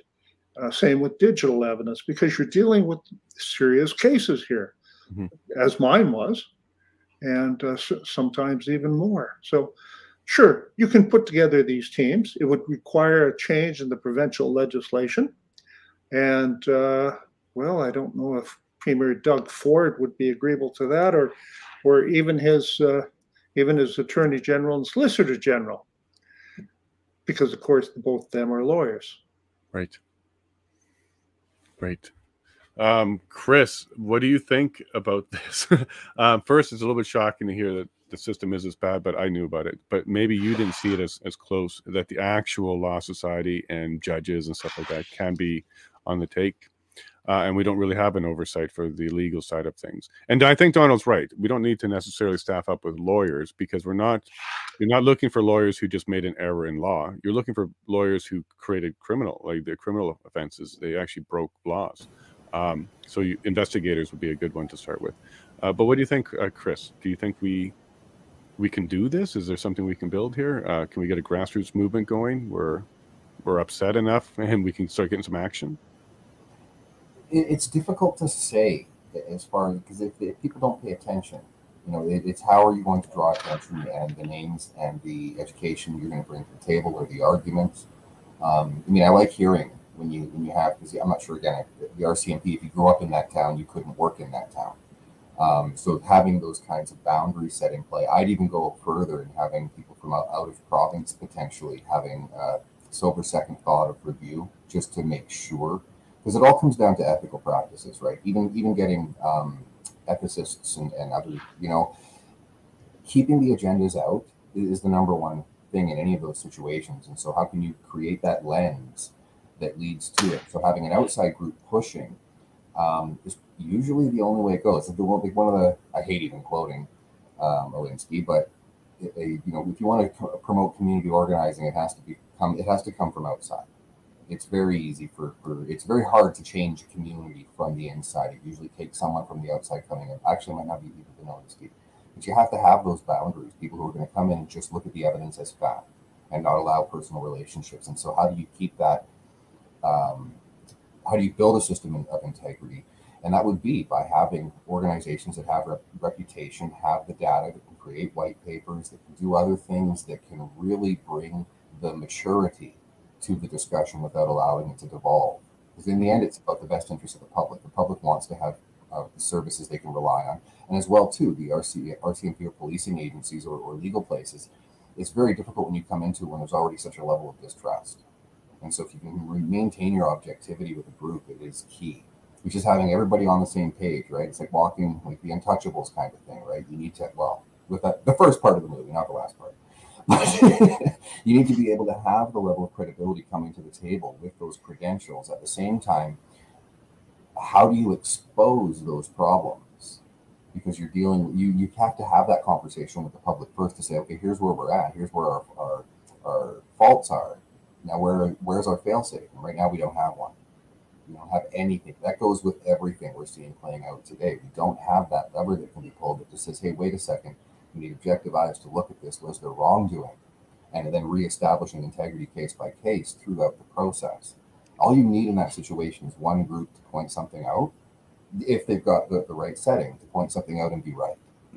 And also it not be an issue where the media will shy away from it. Because that's a good too. It's, you can be right about something, but if the media doesn't report about it, so it has to be an issue, very targeted issue as far as what are you going to go after, what are, you know, create a list, put out the whiteboards as far as what is the issue you're going to focus on, where we can check off all the boxes that we need to create that exposure, and then you build from that. And as your momentum goes, people are going to be curious, they're going to want to come on board. Doesn't always have to be lawyers, but you need to have a roster that if something happens and you need legal advice and or to take action, that you have people you can trust that aren't within that system. Usually not the most successful lawyers. Yeah. Doesn't mean they're not qualified. It just means they're not a part of the game and willing to do things, as Donald's mentioned, to get, you know, a means to an end. Too many people are willing to just do that, to make it, you know, put it away, put it on the rug. But we have to stand with integrity and just say, no, this is not in the best interest of the public. Here's the evidence, and just keep hammering and keep pushing with a smile as much as possible, of course, right? Yeah. And on that note, Donald, in closing, are you confident that we can make some changes? Do you think the entire system needs to go away and come back as a different version? How optimistic are you that going forward we can actually make the right changes and get something done here so that we can all rebuild the trust back into the legal system, the law societies, lawyers? We don't need complete trust, but we definitely need more trust. Are you optimistic that we can actually do that with some efforts and some? Well, first of all, we don't need to change the whole system. The fact of the matter is, only a tiny portion of the people are really and truly corrupt, evil, whatever, any profession you're in, okay? What empowers them are people who look the other way. Yes. Everybody knew. 138 lawyers knew. The courts knew all about my system. But, you know, I'm just one guy, and nobody cares about innocent people who are convicted. Not just my case. We've had people in jail for 20 years. Oh, my God. 30 years executed. Thousands and thousands and thousands of stories, and nobody gives a damn. So you know, I don't know what to tell you except you have to begin where you can. So I'm going to get my message out to as many people as I can. And I'm going to get my message out about what the fix should be. And if we have to shame the legal profession into changing what's a fabulous, profitable system for them, okay? I'm sure my friend Chris here will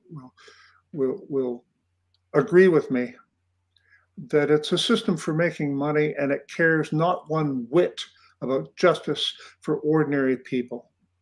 If it did, then you wouldn't have to wait 5 and 6 years for a minor civil case. And it wouldn't be that just because you're suing a corporation or a corporation wronged you, that they can overwhelm you with you know, $500,000 in legal fees and force you to print something over a weekend that'll cost you $2,400. That happened to me. And this is what it is. It's lawfare. It doesn't care about justice for ordinary people.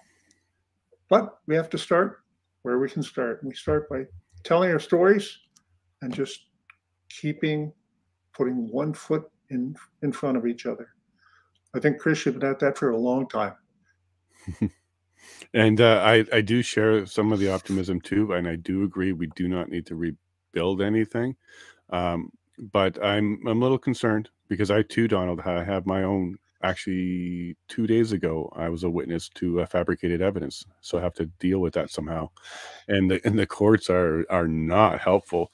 I can tell you that in small claims court, as a defendant, you're guilty until proven innocent, because the assumption there is nobody files false claims, and the truth is they absolutely do. But the assumption amongst the court is nobody files false claims because of the penalty is so high, but the truth is they do. And because of that, it is an uphill battle for innocent defendants. And I'll tell you personally, that's 100% true. And yeah, just a couple of days ago, I'm looking at fabricated evidence, and I got like 3 weeks for trial, and I got to try and deal with this. Yeah, it's not fun. But Donald, I do agree with you. There is room for optimism. Did you ever talk or try to reach out to the Attorney General of Ontario or Solicitor General or anything like that? Did you try and reach out to them? The answer is they both know about me, as does the Law Society, and as does Malcolm Mercer, who's in charge now of the Law Society Tribunal.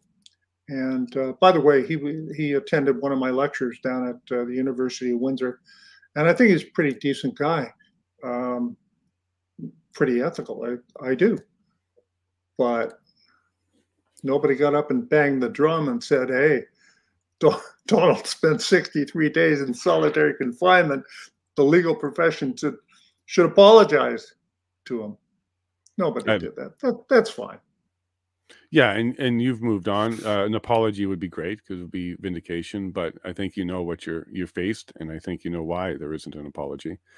Sure, but I get to name all the corrupt lawyers and the corrupt police officer and the corrupt judge on my website. I'm not going to, throw their names out here, but it's all there along with the evidence and everything. And ordinary people know that when you call in public a lawyer or a judge corrupt and they can't do anything about it, it's true. Well, it's true. Yeah, they would defamation. They would have a whole bunch of things against you so quick because you posted it. But truth is a defense to defamation, so they'd have to leave you alone because you'd have to prove it, and then they'll be coming out again on them. So yeah, they'd have to leave you alone. By all means, I've got a section on my website. So sue me. Yeah, exactly. Here's a link. Sue me, please.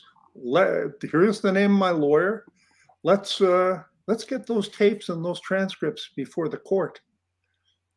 Let's get a subpoena to the corrupt police officer and the lawyers. By the way, I was not allowed to cross-examine the very witnesses that the court relied upon with their false evidence to convict and send me away. I was not allowed to cross-examine them until I put in that, $500,000.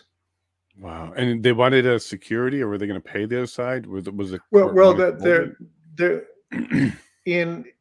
prior to my coming back to Canada in secret trials, in that secret trial, there had been incredibly large costs award to the lawyers who fabricated the evidence.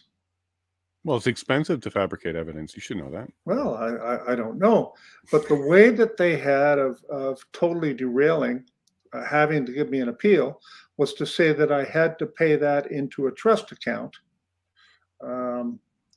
because my appeal was frivolous and vexatious. And no, we're not going to listen to those tapes. They've been excluded from evidence. So it was just the club protecting other club members. Well, I'm glad you've been vindicated. You sound great. You're working hard. I think if you do a tour, you'll have a lot of people showing up, especially if you show up in Alberta. I'd love to go check it out. Do you want to let people know kind of when to expect to hear some stuff from you about that tour and come see you? Well, we're hoping July and August, and probably do a stop in each province. We'll see. You can bet you'll know when we get a little more planned. Don't forget, only just a few months ago or even weeks ago, are we now even able to fly and talk to people, and who knows what they're going to try and pull this winter. But yeah, we're going to find out. There we are. Yeah, we may get something happen soon because his testimony is coming up, and I'm sure he wants to distract for a little bit there. We may get something soon. Well, Donald, everybody go ahead and subscribe and follow Donald. I don't know if you have a YouTube channel, do you? I do. And you do? Well, it's sort of dormant. It's all my stories. But if you go to my website, donaldbest.ca, you'll find all the links. And I have a Twitter feed at donaldbestca, and you can get all of my work there. But once again, my story it's a compelling story, but gosh, it's only one of thousands, and that's the message. So we really have to make some changes. Hopefully we'll be able to, but it's tough to get people interested in just one story until you realize that there are millions of Canadians who really don't have access to any justice at all, whether they've been wronged or whether they've been arrested, whether there's false evidence, false accusations. They really have no recourse because of the way our justice system is set up to favor those with cash. Yeah, and that is a dirty little secret. If you got money and you got time, you'll win no matter what the case is. And usually it's true. I think we're getting some audio. Go ahead, Chris. I was successful in helping. Yeah, a lot of the times was getting lawyers to get all the stuff ready for human rights tribunal, and the people didn't have money. But I smoked some amazing salmon in the end. Right? If you remove the money and you just look at the human side and the human whole, to me, it's never been hard to step up. Oftentimes, when you're dealing with people that have been wrong like that, it's just having someone believe you, because you've been spinning for so long, and you think you have systems that when there are things that go wrong, they're designed to help you as a citizen. You think that, and you find out quickly that nobody really cares unless you have a group of people in the community that can stand. And it's very difficult to get people to stand up for one person, like Donald's saying. But when you look at the deepness of the ramifications that can come from that, we have to stand up. Well, maybe Donald's story will inspire a bunch of people to become whistleblowers and tell the truth. One of the things Donald mentioned, and I completely agree with, is people are too scared to come forward when stuff like this happens. There should be an anonymous way. We went through the Me Too movement to really clean up house on other issues. We need the public to speak up and tell the truth as soon as it happens. Don't be afraid. You gotta find an outlet to get the truth out. And then Donald, would you kind of concur with that? There's too many people are silent when things like that happen to them. Planted evidence, and should they be coming out more? Well, there are different ways of coming out, and I can tell you, it's tough being a whistleblower. It's tough standing up for integrity. When we were coppers and we stood up and we did search warrants and arrested other police officers at their home, they trashed cars. They did what they could. This is the reality of being a whistleblower or taking action.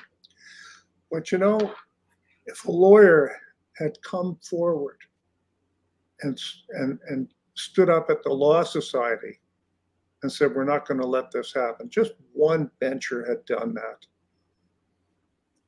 That would have been enough. They wouldn't have been able to move forward with me. And you can see the letters on my website. You can see the letters that I wrote to the Law Society, excuse me, and the response that I got. And you know, there it is. It stands forever as a testimony to the corruption of that organization. Sorry, I got a little distracted there. They're going to be doing the stream soon. I got a meeting in 2 minutes. I'm trying to coordinate. But no, don't leave yet. The stream's not up yet. I'll bring the window. Nope. But in closing, Donald, how can people kind of protect themselves? You recorded yourself with 2 recorders. You did some things like that. Would you recommend that people go ahead? This is a single party recording country. So if you're on the recording and you know it's being recorded, it's legal. You can record whatever you want as long as you're a party on it and it's legal. Would you recommend people start doing stuff like that and preparing themselves? Because if it was not for your recording, you would have been done, right? If you didn't have that recording, you would have been done. Even with my recording, I was done, wasn't I? Yeah. Good point.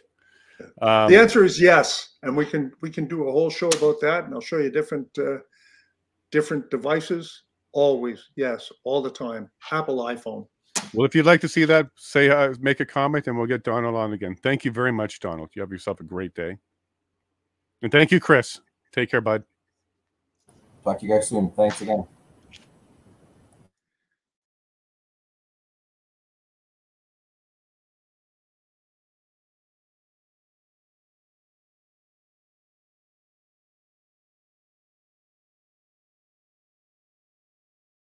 There's dead air. Sorry, folks. All right. Life off grid. I have we're charging up our HVAC. All right. Give me a second. All right. Well, I'm sad. I'm disappointed. Just give me a second to catch myself. I had to run across the yard. I didn't want to give you dead air. Whew. So welcome, Roger. You're populating our chat greatly here. Let's go through some of this. But folks, yeah, he's blaming everybody but himself. He's taking. Did he cry at the end? I was listening to it, but it sounded like he was crying about his motto from his resume. I didn't see, but it sounded like it. Sorry, just give me a second. Whew. But that's a long examination in chief, isn't it? We had a day and a half, or the full morning and the half of the afternoon. So it's going to be a long day. I'm most likely not going to finish today. They were talking yesterday about potentially being on Saturday. That's looking more likely now. Sorry, just catching my breath again. All right. So, well, we did hear the Emergency Act wasn't needed. He didn't know about it until, well, he said he didn't even know about it at all. But then we saw some notes where he was told the morning of. Do you know exactly when he resigned on the 14th? Because we know about him getting a phone call from Dean's, Commissioner or Councillor Dean, who was the chair of the Ottawa Police Services, who called him on the 13th to tell him about a CBC article is coming out. I'm sure there's more to it than that. And then he resigned the next day on the 14th. But do you know when on the 14th he resigned? Was it in the afternoon or so? Because it looks like he was at that meeting in the morning of the 14th. But maybe he had a lot going on in his mind. He didn't pay attention. But it looks like they were told that the PM was bringing the Emergency Act down. It didn't say when. It just said it was. Now, we did get leaks on, I think it was the day of or the day before, that it was possibly coming. At least on the day of, because we got some news tips that he was going to announce it. That's what the press release was for. The press conference was for. So we found that out on the 14th. But when did he quit? Holy, you guys are great. Lots of comments here. Okay, so yeah. So Dean's was the one on the call for third. So yeah, Clay. So it looks like there's a few things that were pressuring Sloly to quit, and it was internal. So we had that article about his, working with people. Apparently, it was difficult. He would yell. There's a lot of stuff about his attitude, and then getting pressure from the board to maybe take a check, kind of implying maybe they might do Section 9 of the Police Services Act, because the police board itself has that power. The police board itself can contact and execute or invoke that portion of the Police Services Act. So maybe he was seeing that was coming. He heard about the article coming out, and he also got a call from Commissioner Thomas Carrick from the OPP, because we heard his testimony yesterday where he was very clear. And by the way, you guys can see the difference in the two witnesses from yesterday and today. It's completely different. But he testified yesterday that there was concerns, not to the point where they were going to invoke it, but there was enough concerns to start the conversation with Sloly to see what was going on. Because the OPP, of course, were getting their own reports from their own people, PLT team and all that stuff, and it just wasn't going good. And now that we've heard the testimony today, yeah, that's completely correct. So Commissioner Carrick he contacted Sloly and basically set the meeting up to have the conversation about whether Article 9 or Section 9 was going to be used. I think it's Article 9. Anyways, Section or Article 9 was going to be contemplated. And I guess Sloly, saw the writing on the wall or something, and maybe even agreed. And as we heard there at the end, he wanted to take the distraction away and step away and do it for the city and the people. And we saw that clip coming. We knew that clip was coming. So we have an article from CBC coming out. We have the police board deans talking to him and kind of implying it's time to go. And we also had OPP reaching out to start the conversation about Section or Article 9. And it also wasn't going well. It wasn't going well at all, even from his perspective. And what we used to think, or at least what I used to think, was he was being isolated a bit by the intelligence and not being passed it by Bell. Turns out that doesn't seem to be the case at all. He delegated intelligence to Bell, and he didn't read the briefs and summaries and reports. He didn't read the Hayden reports. He didn't do anything. And he skims his emails. I think those are all very bad characteristics, especially for a leader, especially during an emergency or an event or a protest or anything abnormal. You should be very abreast of the information because you need that in order to make your decisions. So I'm very disappointed to hear how he did his office, his clerical, his email, his reports.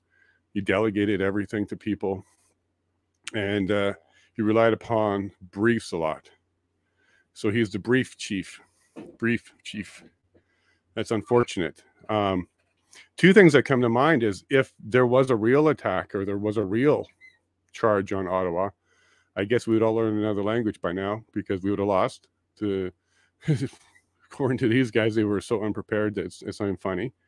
And then the second thing that I think about is, well, what if the police force and all those were more organized and they were able to, work better with the convoy organizers and facilitate the protest properly? Could we have had a much different outcome on the protests? And I believe the answer is probably yes. I believe it is yes. I reached out to Tom Mazzaro during all of that to ask him that question. So let me just pull up the question here. So I asked him, it says, "Hi, Tom, did you ever consider that the OPS would have been so disorganized? This is incredible testimony from Sloly."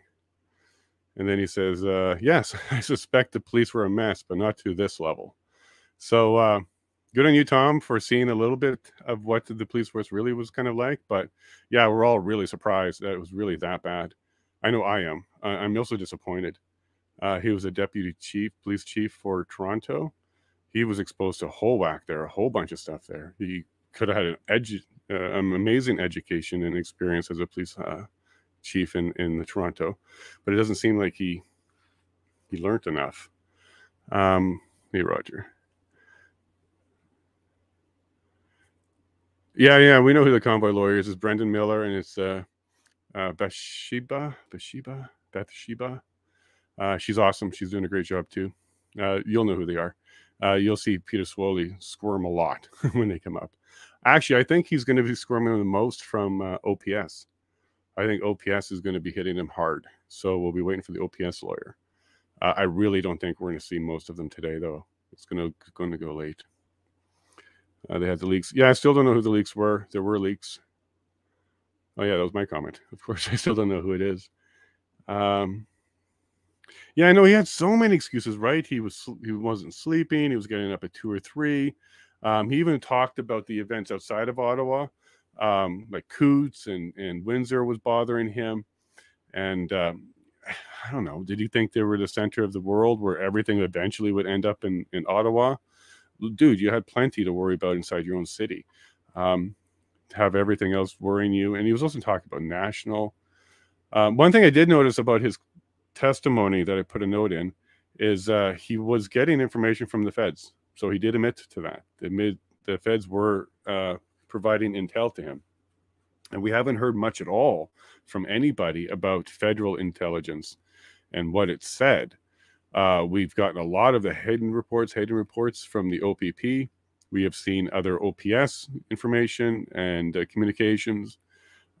We've heard the government of Canada talk about some stuff, but so far nobody shared with us the details from the federal intelligence other than it was inferior to the OPP hidden reports. And yeah, I think there's a few of us here that kind of see the writing on the wall now. It looks like there's going to be a recommendation coming out to create a national intelligence command structure, police force even. There's a lot of talk even from Chief Sloly here about amendments to Section 9 of the Police Services Act, or Article 9. That's very scary when you hear that. And I guarantee you the OPP commissioner wouldn't be fine with that either, because that's what Paul Champ was trying to get him to commit to. Let's make some changes to Article 9 so that the police can be taken over without their consent. Because right now, the mechanisms are if the police chief asks for it, or the police board asks for it, or the Crown Attorney asks for it, or the Civilian Commission for Police Oversight. I can't remember what it's called, but there's a civilian oversight in Ontario for the police. They can call for it. So those are the 4 different ways that Article or Section 9 can happen. And all that really means is the OPP or another police force can come in and assume command and assume the roles. They don't get rid of the police force or the police. They just assume command. They come in and take over all the command of it, which would be why you would need them in there, because something has broken down there. Yes, he's probably okay. So I'm just kind of catching up here, Roger. These are some of the older ones. Hold on. Interesting. Here we go. Sorry, Prairie. Am I off grid? Yes, I am off grid. I am off grid. Sorry about the interruption there. But yeah, I have to deal with our HVAC. Winter is coming. We have to charge it. Hey, Kelly. The fuel truck you spoke of taking from Coventry Road without warrant was stolen with snipers on the... I was there in Salisbury. Yeah, Stunt. Oh, welcome back, Stunt. Welcome back. So I guess you're at work and maybe you found a way to chat with us. Yeah, I really, really, really want to get you on the show so we can talk about a lot of this stuff. We can do a whole recording and stuff. Anyways, Stunt, hit me up on Twitter. I followed you, and we'll connect on DMs there, and we'll get this going. Because there's a lot you have, a lot of information you have. I want to share that. Was in the kind of trailer and convoy. Yeah. So sorry, Stunt, you got a lot of messages here. I'm going to kind of, wow, there's a lot. Let me save this for an interview, okay, Stunt? Because you got so much here that it's not doing you any justice just throwing it up in chats like this. So let's get you on the show. It could be pretty soon if you want. Truckers might bring this up. Yeah, Denise, so Stunt is bringing up a lot of good stuff. Do keep in mind that this isn't an inquiry on what the actions of the convoy was, or convoy protesters, so they don't have to do a lot of defending and stuff. This is an inquiry on whether or not the Emergencies Act was justified. We already have that answer. It wasn't. So going forward, I think all that's going to happen is the government's going to be trying to paint such a big, scary boogeyman picture that they're going to point to that as something that the public doesn't know. I can't see anything else. I can't see anything else coming up because they still haven't brought it up.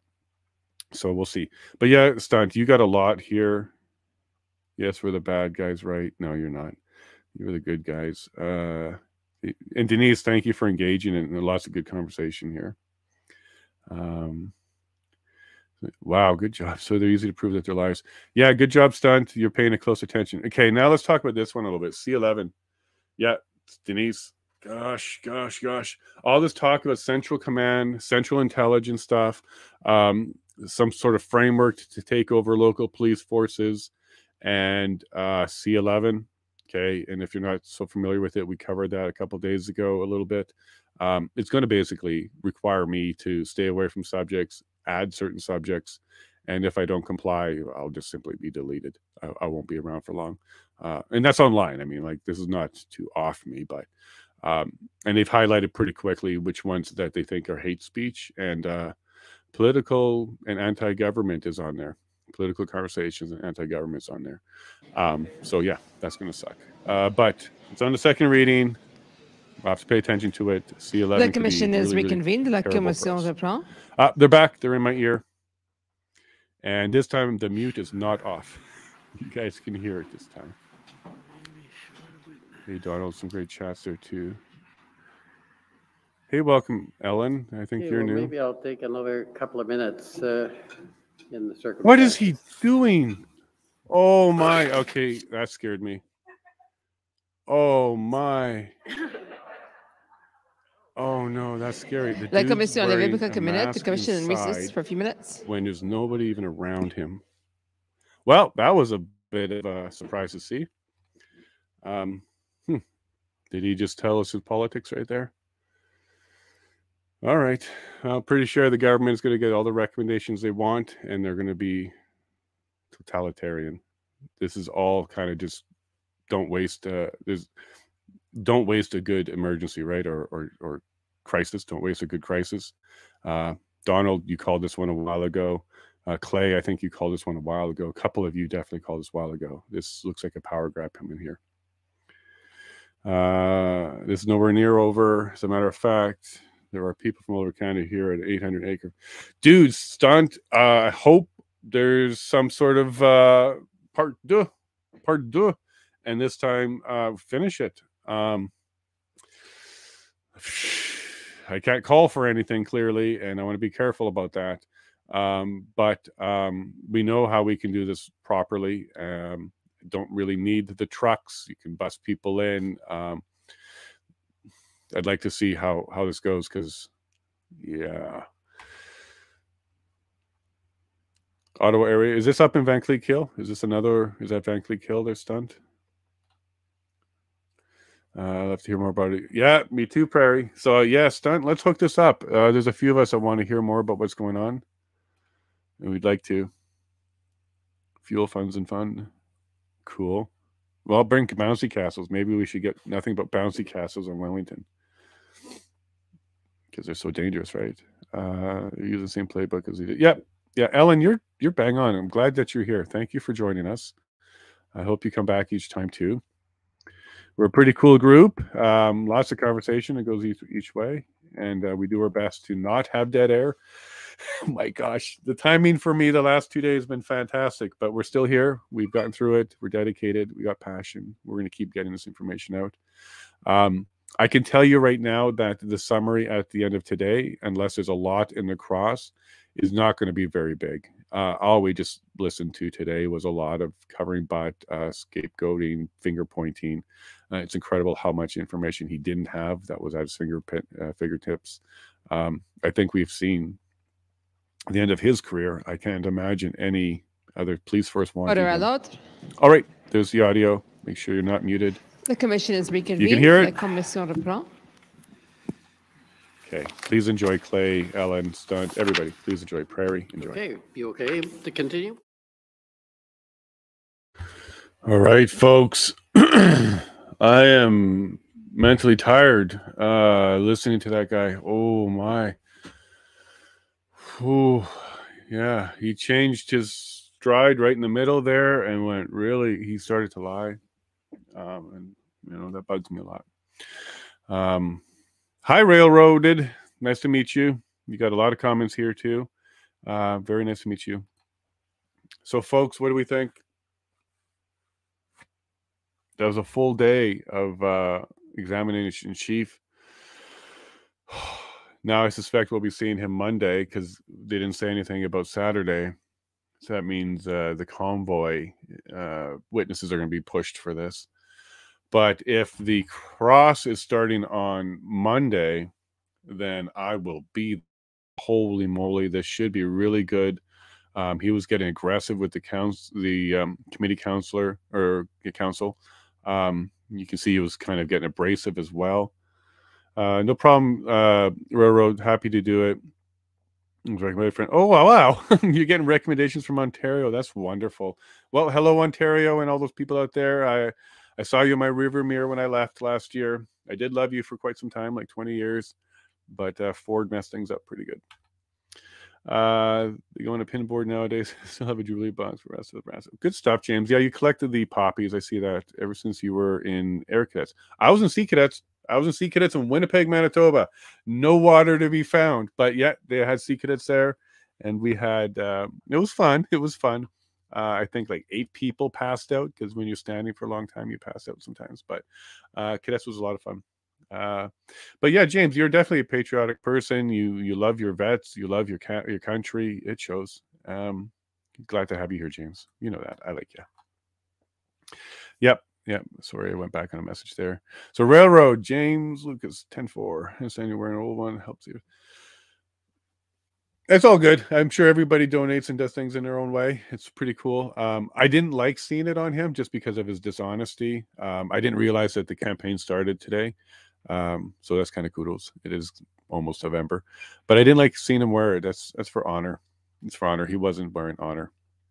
Okay, James, cool. Love you too, buddy. It's not where it's about more exposed. So yeah, Railroad, stick around and also go through some of the other stuff. It's been pretty exciting. I think Monday is going to be there's going to be yelling. I think we're going to see our first witness start to lose it because I think Brendan's going to get right under his skin. I think OPS is definitely going to get under his skin for sure. There was a lot of dysfunction that he talked about that I don't think they would agree with. There was a lot of command confusion that I don't think the OPS is going to agree with. He forgot a lot of things. He had to change midstream. He had to go back and change the record. We didn't see another witness do that. We didn't see another. We are on witness number. What are we on now? Sloly is witness number 22. So 21 other witnesses, and that even includes the residents and stuff. This is by far the worst one, in my opinion. When it comes to pulling out the truth, he's trying hard to confuse things. He's trying hard to obfuscate. I think he's trying hard to obfuscate because there was a few questions where they're just direct. For example, did you give a plan to the board, the police services board? He said no, and then the question was, well, why not? And then he went on for about 3 minutes saying a whole whack of words that didn't answer the question at all, talking about leaking and confidentiality and concerns about that. And then when she asked again, his answer was, well, we don't normally give them all anyways. I've never seen that before. I'm not a fan of people who say things like, well, I haven't seen it before, or I haven't experienced it before. Therefore, it doesn't happen anywhere in the world. Yeah, unless you've seen everything in the world, my friend, you don't know that. But look, now I'm starting to empathize with Chairwoman Deans on this one. I at first, like listening to her testimony, I thought she was the instigator and she was the one trying to get rid of Sloly, and for whatever reasons. But now we know. Now we know the reasons. We've just spent one day with him, listening to him talk and obfuscate and be aggressive and do all that stuff. Can you imagine a lot more than that? So I can kind of see where they're coming from here. Oh, I didn't like the way he talked about the protesters. I didn't like how he went from talking about rights to then trampling on them. We had a ton of comments. So just give me a second and see if I can pick up a few of them. Prairie didn't go to Gimli. Didn't you go to Gimli? Who, me? For Sea Cadets? Nope. It was downtown Winnipeg. There was a barracks or something there. But no, I didn't go to Gimli. We did do, and I was young, so maybe I was too young for Gimli stuff. But we did do camping and survival things. That was kind of neat. Yeah, he certainly comes off very disingenuous, Ellen. No question. And look, if you were around at the beginning today, we started the stream with optimism. Very excited to see Sloly. A lot of us were kind of on his side because it looked like he was being scapegoated, and a lot of people were finger pointing to him, and he was definitely thrown under the bus by almost everyone. Not, I don't want to say thrown under the bus and that they singled him out and threw him under the bus. That's not what I'm saying. But when they were talking about what's going on, planning, problems, communication, PLT not knowing what's going on, all that kind of stuff, well, all roads lead to the chief. So even though they were doing all that chatting and not necessarily saying chief's fault, all roads lead to the chief. So I was not concerned. I was a little empathetic with the chief, Sloly, because of the way it seemed like everybody was kind of picking on him and blaming him. I see why now. I do see why now. It's hard to get a straight answer out of this guy. He doesn't actually understand well what it takes to have honor and integrity. I'm not saying he's not, okay? So before I go get myself into a lot of trouble, my interpretation of what I heard today was not an honest person. And we've had so many witnesses so far that were very honest. So it's very easy to tell the difference between the two. Just simply changing his answer, that can kind of happen. But I think he inserted a comma or something like that when he wanted to correct it. And when somebody is super concerned with things they said and they're still thinking about things they said while they're still talking, they're constructing a story. That's what they're doing. They're not reiterating the truth, because reiterating the truth doesn't require you to go back and rethink of what you just said or anything like that, because you just tell the truth. So no, he switched gears partway through the first committee counselor, and he's been lying ever since, I think. Yeah, I think, yeah. So yeah, exactly, Ellen. So we talked about that in the first break, that it looked like he was playing both sides. He was appealing and pandering to both sides, because it sounded that way at the beginning. He was all for the protesters, peaceful protesters. People have the right to protest. He's been a part of so many of them, being involved with Toronto, et cetera, et cetera, et cetera.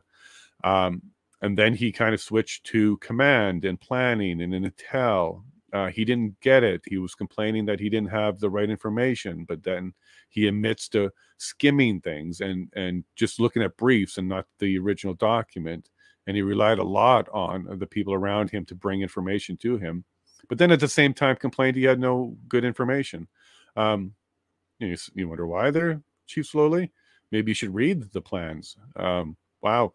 It's amazing how many times he said he didn't read it. He just skimmed, or he doesn't remember.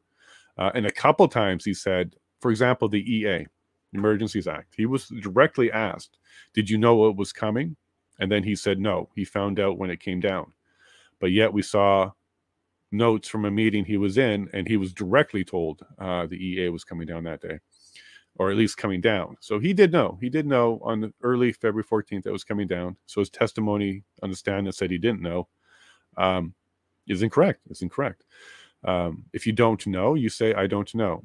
But if you're recalling something that you didn't know, well, then you say what he said, but it wasn't truthful. I also feel bad because for a while there, I was really rooting for him. And he was, in my opinion, being honest for the first half. But now I question even my own thinking around that. I should probably go back and watch some more of his, the beginning. He might have been fabricating the entire time. Sock Boy is welcoming Ukrainians. Okay, yeah. They get a year, which includes rent, healthcare, dental, and about... Wow, okay, well, geez. Let's change this government. Let's get some new government in there. I'm all for taking care of people, but there's limits to that too. And also, I think the dental program went into effect today. So The NDP got paid off. That little deal for NDP Liberal will last a little bit longer. At least they got their dental. I know some of the Hunk Army, Railroad is behind the stream. But shout out to Stunt Dummy and Hunk Army. Yeah, everybody, freedom fighters, honk. And Stunt Dummy, I just met him today. I barely know him, but he will be doing an interview. It looks like we're going to orchestrate an interview with Stunt Dummy. So Railroaded, if you're a big fan, we will have him on at some point soon. Exactly. Yeah. So Ellen, when you're telling the truth, it's just simple. And we saw that so many times, especially with Commissioner Thomas, what's his name? Creek. He's got such a fun name. I just had it right here. Carrick. Yeah, he was a stellar example of honesty, integrity. There was no searching for stuff, taking waters, doing a cry. There was nothing like that. He kept his eyes straight on the question asker, and when he was given answers, he was engaged the entire time. Nothing but integrity. And what we heard from him was no EA was needed. We had great planning. We knew what we were doing. OPS was dysfunctional. We were there to assist him the entire time. And he was truly surprised that the EA dropped.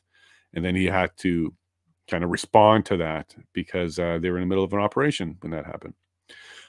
So, no, very happy with him and not happy with Sloly at all. I assure you, though, the CBC will make him front page cover. He's going to be their golden boy for a while. There's going to be a lot of sound bites that came out of him, especially the cries. They're definitely going to run with all that. And I'm getting attacked a bit on Twitter today.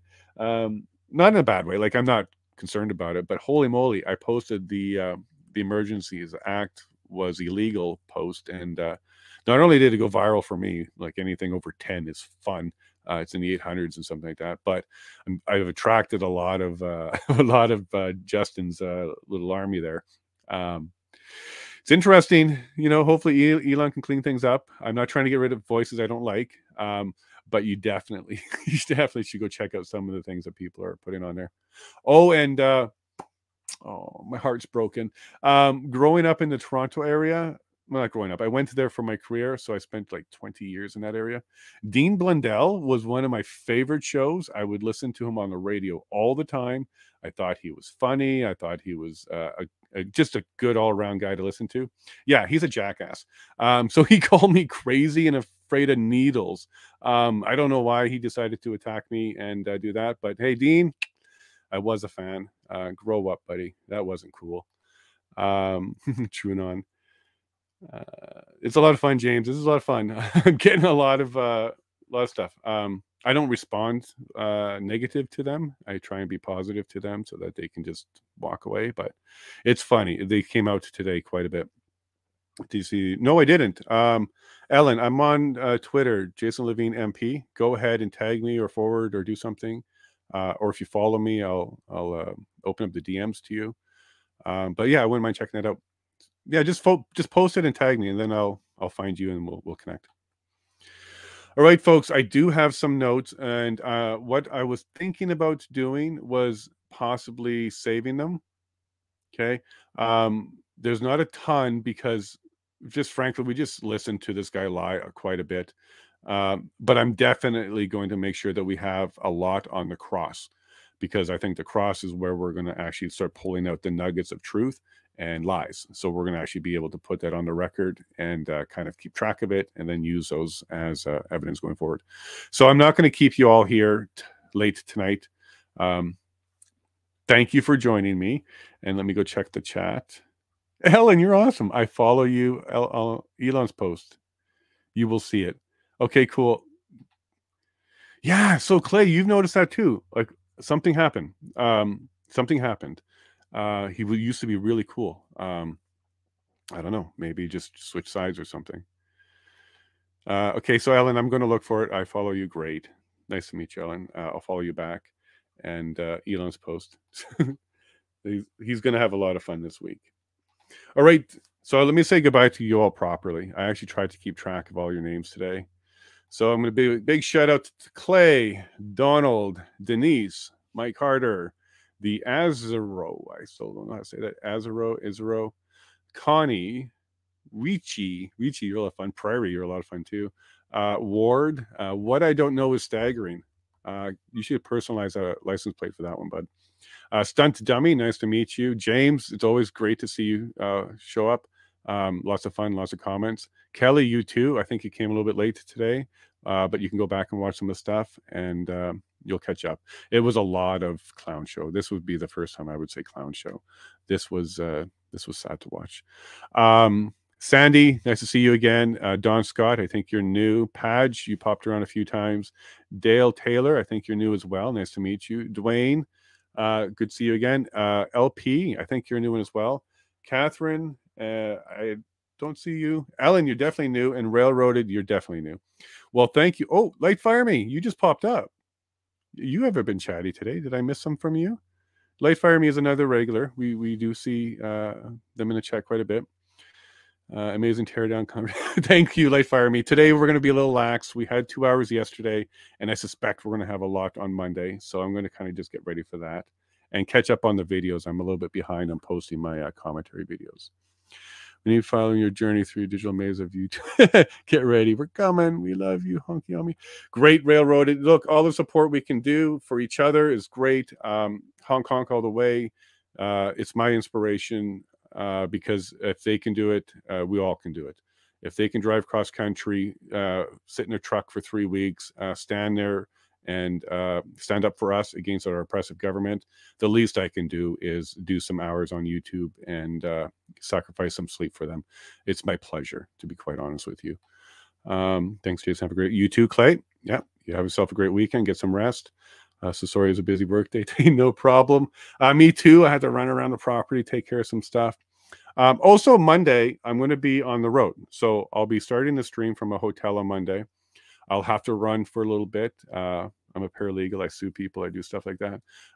So I have to go, settlement conference. But I'll quickly, deal with it and get back on. So the stream will be up. We'll have that.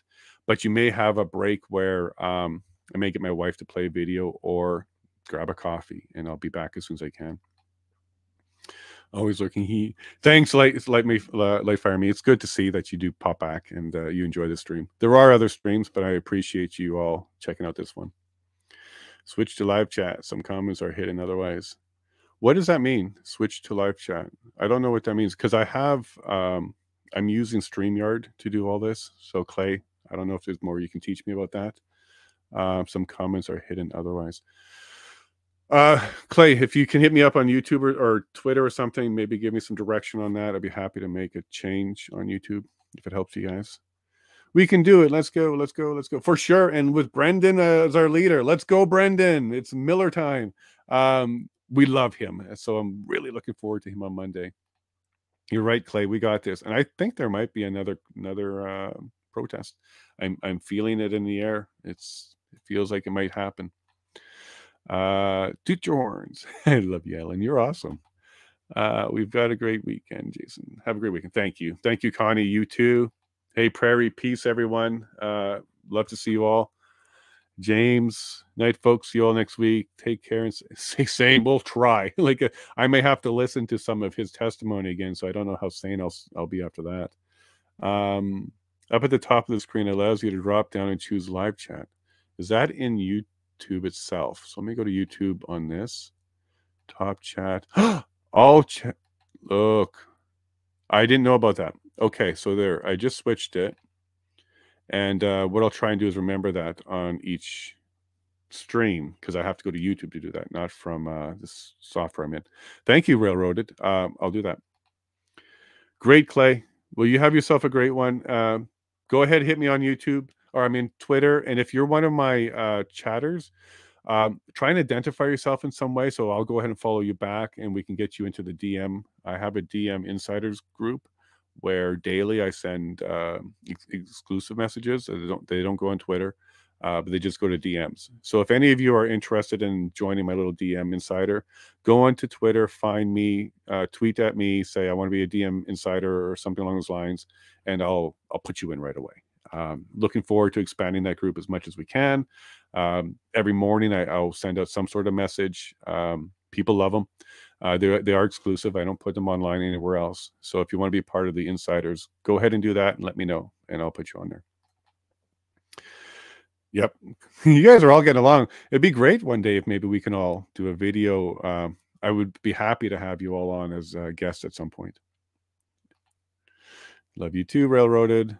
Woohoo, we're already learning more together. Exactly. This is what I love about this chat. Good questions, and everybody's contributing. What's your Twitter handle? That's right there. Jason Lavigne, MP. So my name with my future job, MP. And you'll find me with that. Railroad, awesome channel, eh? Hey, Stunt Dummy, welcome back. Let's get him more views. Yeah, all right. I'm on board with that, Stunt Dummy. I've avoided all of those you pay for stuff, you pay for viewers. I've been approached many times. As soon as you open a YouTube channel, a whole whack of people reach out to you. Nope, 100% organic. Let's do this the right way. I only want people that want to be here. I'm not interested in numbers or making them bigger. I want real people who really want to be here. So Stunt Dummy, any assistance you can give me, very welcome, very appreciated. And if you reach out to me and give me your address, I might send you something, a little bit of a thank you. A couple more hours and be around tonight. Well, if I'm in your shop and everybody's hearing me, you all have a break and you're getting a 10% raise. Have a good day. Hey, shout out to your wife and kids who are obviously missing you. Yeah, Connie, oh, you're a sweetheart. Yeah, there is some sacrificing going on this end. I have a wonderful wife. I have beautiful children. They're very supportive, 100%. They know what this is about, especially my wife. So to all three of you, love you all, lots, and we'll definitely be seeing you more this weekend. But thank you, Connie. It's so true. I am missing my children right now. This is reminding me of the chats during the Convoy live stream. Cool. Well, the whole idea is just to get people together, candid talks. Let's chat things out, and let's also go see what's going on with this inquiry. Get the truth out. Let's get those sound bites. Let's try and educate people of what really happened. Because this is not a court. There's not going to be a judgment. It's not going to say, hey, Trudeau was wrong. That's the judgment. That's not what we're going to get out of this. So we're going to also have to try and educate a lot of people around us, because I'm sure the mainstream media is not going to portray this properly. Fuel, funds, and fun. Yeah. And that's the things that they were going after, right? So if you looked at the point number 3 in their priorities, that's exactly what it was. It was fuels, funds, and fun. Fuel, funds, and fun. That's exactly what they targeted. That's sad. It's sad. And just so you know, Stunt Dummy, the fuel one, and I believe the funds one, is a Geneva Convention violation. You're not allowed to mess around with supply routes of protected persons. Let's go. Railroad, maybe there might be some engines revving up. I would suspect maybe at the end of the inquiry, they might have a little bit more legal-minded people and go back, but do it in a way that it's much more difficult for them to portray it incorrectly. Can't have fun in Ottawa. Yep. Nope. That's against the law now, Stunt. It's against the law. Holy Railroad. Oh, wow. You guys are awesome.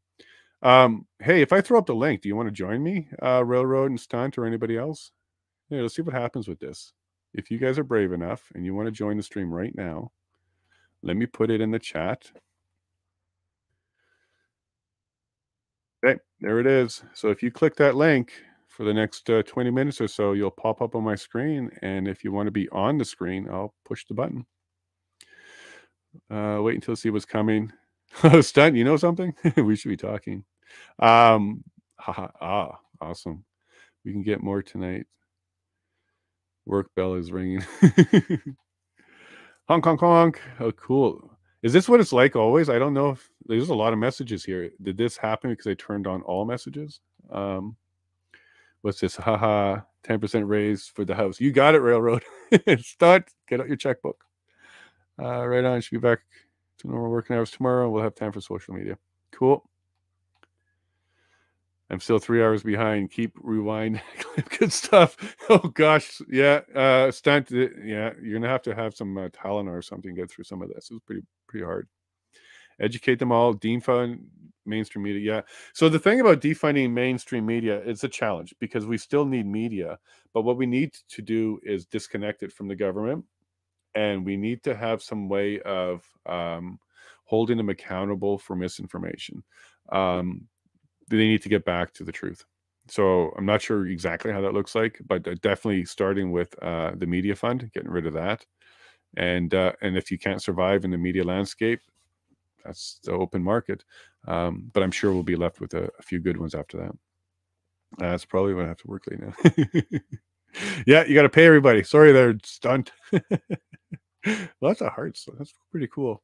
Nobody joined, so nobody's clicking that link. Got no mic at the moment. Maybe Stunt does. Fair enough, Railroaded. Fair enough. The government took your voice. That's probably what happened there. Took your mic. Headed back to the shop. Okay, we'll drive safe, Stunt. Make sure you do a couple honks for me and say hi to the team. Cool. Me and a bunch of... So this yes, is that yes because I'm getting a lot more chats now? So maybe. There's a lot. Me and a bunch of times, so I know what is cool. My Discord. So you guys have Discords? It's kind of neat. I haven't gotten into that one yet. Trying to stay not mainstream, but more public, but cool. We just got raises. Railroaded, are you with Stunt Dummy? Are you associated? You know them? We've been looking at going off grid like your family too, just to disconnect. Yeah, so Clay, it was a big life choice, a big change. And then when you're doing streams, you may have to run out and get your generator going. But we are absolutely very blessed to be able to do it. It's a lot of work, but we do sleep well, knowing that very little can interfere with us. So that's kind of cool. And we also like the ability to just take care of ourselves. I am an independent person, not just an independent candidate. I am an independent person. And a true independent person works well in communities and works well in relationships.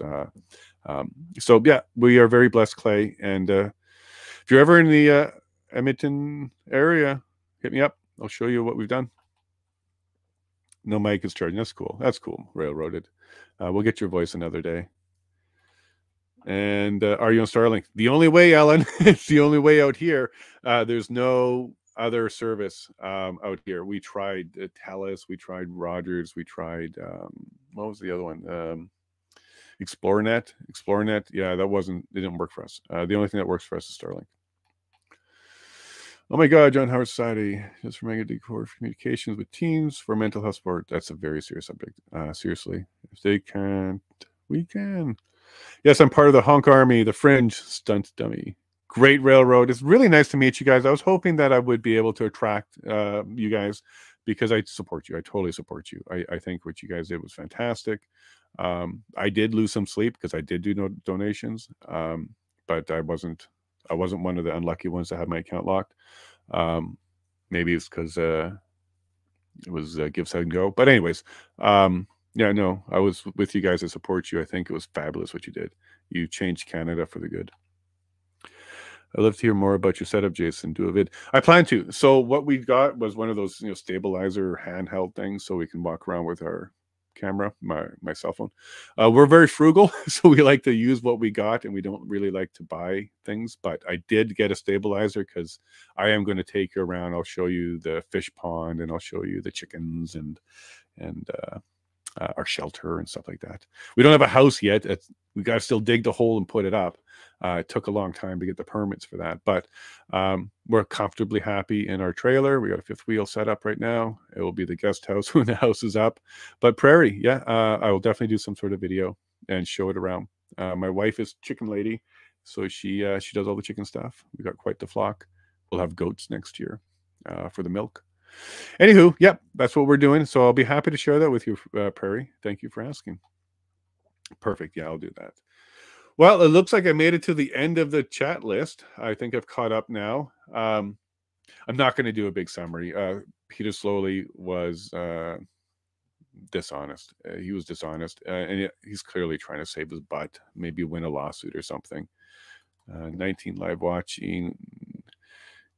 We don't want you to hang up. Oh, okay, Railroad it. Okay, well, I can stick around for a bit. I certainly can. Because, yeah, you're right. There are quite a few people here. Let me see what I can do for you for the next little bit. Keep you entertained. Hey, there's a new name. Norman Patterson. Nice to meet you, Norman. Haha. Let's make the man get some family time in for dinner. I'm actually good for about 22 minutes at 5 p.m. my time, and then I would definitely want to hang up on you. All right. Yeah, you'll definitely get me back next week full time. But I could share, actually, if you don't mind, because I do have you, what I will do is show you.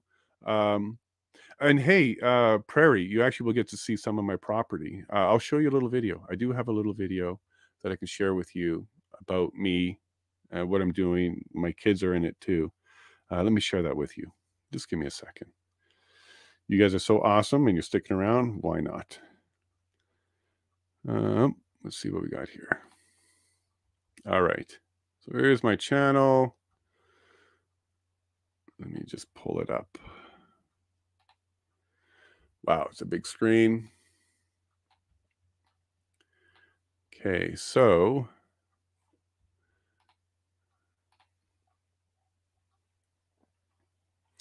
I did a video for my campaign. My kids are in it. A bit further. Oh, and if you want to see some of my personal stuff, because I'm a pilot and I did some of that stuff, private pilot, that's kind of neat. Here we go. So enjoy. Hello, Yellowhead. I am Jason Lavigne, and I'm running as an independent candidate for our next federal election. And I would like to introduce myself. I now live near Breton, where my wife and I are building our new homestead and schooling our 2 young boys. I am worried that my boys will not grow up in the same Canada that I did. The times are changing, and lately, not always for the better. Before moving back home to the prairies, I was a serial entrepreneur in the Greater Toronto area, learning the law, building businesses, and developing award-winning technology. I would like to take these skills and do my part to help my neighbors, so I'm starting a long road to Ottawa. I'm Jason Lavigne. I'm the CEO and Chief Nursing. Specifically, it's very strong and engaging, and it's exploding. So the talent here is exploding. It's fantastic to see. Please welcome Sadia Musafar, President and COO, and Jason Lavigne, Founder and CEO of Black and White Logic, to accept this award.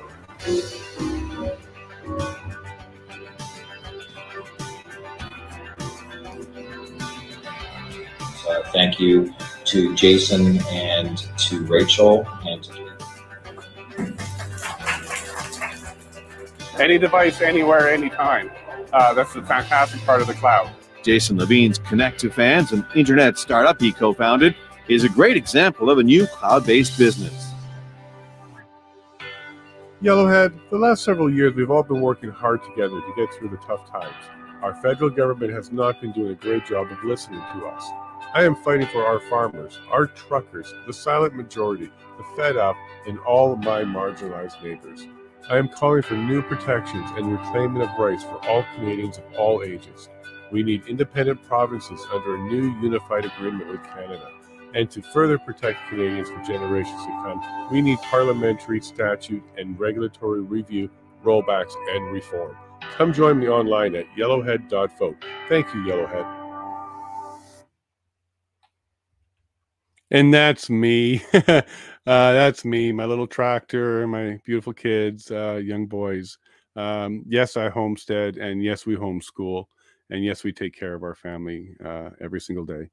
I saw that you guys are giving me a tremendous amount of support. And Norman Patterson, I'm sorry I haven't met you before, but thank you for joining us, and thank you for subbing. Thank you. Yeah. Oh, wow. Railroaded. Annie, I really do want to connect with Albertans.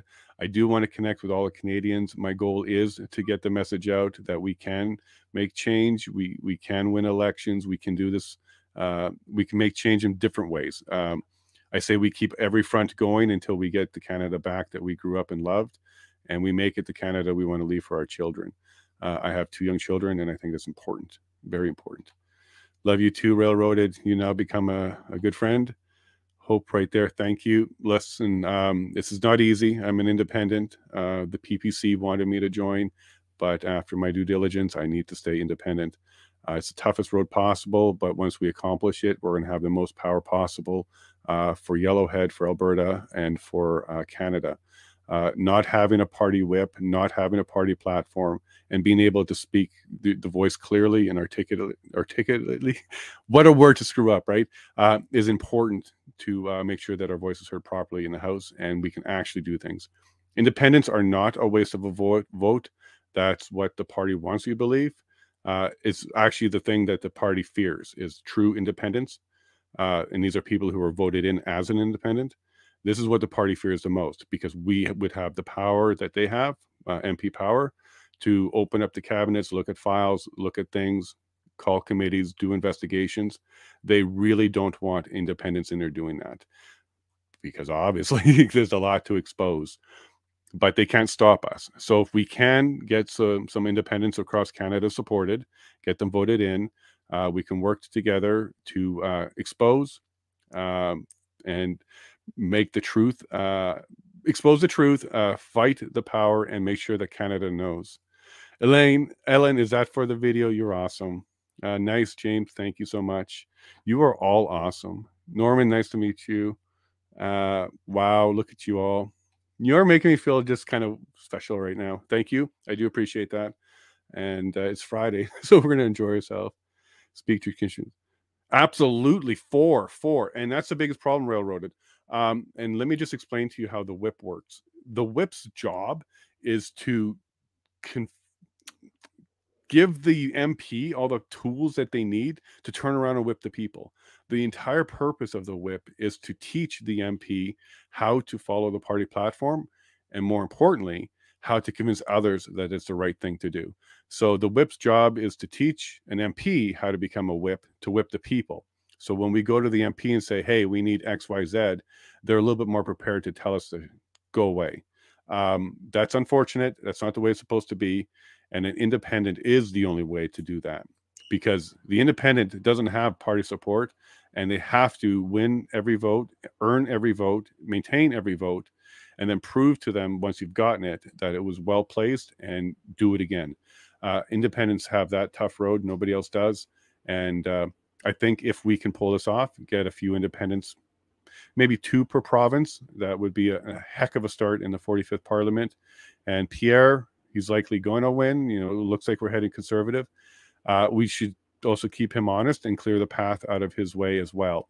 The Liberals are going to be very difficult. The Liberals are going to have some accountability on them. And I think an independent can absolutely open those doors and keep them all honest or more accountable than just straight up Conservative. I think Conservative should team up with independents to give accountability like no other we've seen in Canada. Domesticated Arcavia, really? Hey, who are you? Chase Hold. First time I saw you. Nice. Welcome to the chat. You missed all the fun part of Sloly, but welcome to the chat. Learn to get on Discord. Well, here's the thing, Railroaded. I'm a nerd, so you know it's not going to be a technical issue for me. It's just going to be I have to get to it. So let me see what I do this weekend. Get on Discord and set that up. I've kind of always wanted to. Toe party lines. Yeah, that's what happens with parties. So, and you know, so it's a national party line, right? If you're dealing with the national party, it's a national party line. So it has to be national issues. It has to be stuff that Toronto and Montreal are behind. So that's what makes it very difficult for the West to actually have big issues on the platform for any national party. They kowtow to Ontario and Quebec. We know that. Yep, Clay, 100%. Agreed. It sucks. It sucks. And I really do think that's where democracy goes to die. It dies at the whip and platform level, because you don't have an input on the platform. And if you try to have an input on a platform, the whip will get you. Earn the vote, 100%. Even when they offer me, the PPC offer me their base, 15% of my neighbors voted PPC last time. That was second for our region. Conservative, it's a strong Conservative region, but 100%. Nobody here is really happy with the Conservatives. Everybody I speak to wants change. And Yellowhead has a history of voting in reform and independent. Joe Clark was the PM from Yellowhead, and he has now turned independent. So we do have a lot of independent minds out here, which is great. And yeah, I just have to reach them. Big strong, we go Railroaded. You're awesome. earn and respect that vote. It's the only way to do it. And let me just tell you a story. So the PPC, I sat down and I talked to them, and the one of the major deal breakers, as opposed to just the platform and the whip, was they have this thing called the leader clause inside of their candidate contracts, and what that says is at any time, Maxime, or the leader, but it's Maxime right now, can decide to basically take the seat from a candidate. So if I was to build up and go shake hands and really build up support here, at any time he could take the seat. There's a process, but it's not true. Like the process is he challenges for the seat, and then there's a member election. But I can't imagine anybody ever voting against a leader for a, just some little guy in a riding, because that would split up and destroy the party. Can you imagine a leader vote? He wants to take a seat, but the party itself votes against the leader. Well, that would destroy the party. It would be gone. So for that reason alone, there's no chance I would win that vote. They wouldn't give me an exception to it. So I asked, look, can you at least exclude me from that clause? And then I will go ahead and build up the base. But they said no. Now, my fundamental problem with that, and it's not really that I'd be replaced and then that, it's that when I'm shaking the hands of my neighbors and I'm looking in the eyes of the farmers and the oil workers and everybody else that's around here, and I'm looking in their eyes, and I say to them, I'm here to run for you. Well, I can't do that if I know there's a chance that Maxime can just take it, and then Maxime's the representative. So I couldn't. That's not who I am. I'm not wired that way. I can't pander. I don't look in people's eyes and tell them things that aren't true. So I just simply couldn't do that. For some reason, they didn't understand that. They thought that I was weak for that. But either case, they still offered me the CEO. They still wanted me to be the candidate after I launched my campaign as an independent. So they do recognize that I do have a potential to reach people and connect with people. And that's what I have to keep doing. So I turned my back to them. I said, good luck to you. I do think that there should be some PPCs that win. So there should be some PPC in the next House, but it won't be Yellowhead, because I am going to win. I plan to win this. I think we need a strong representative for Yellowhead. We have a really nice man, homesteader as well. Him and I relate quite well. I've spoken with him a couple times. He's a really nice man, but he is a backbencher. He has no weight. He has no way to push Pierre or anything like that.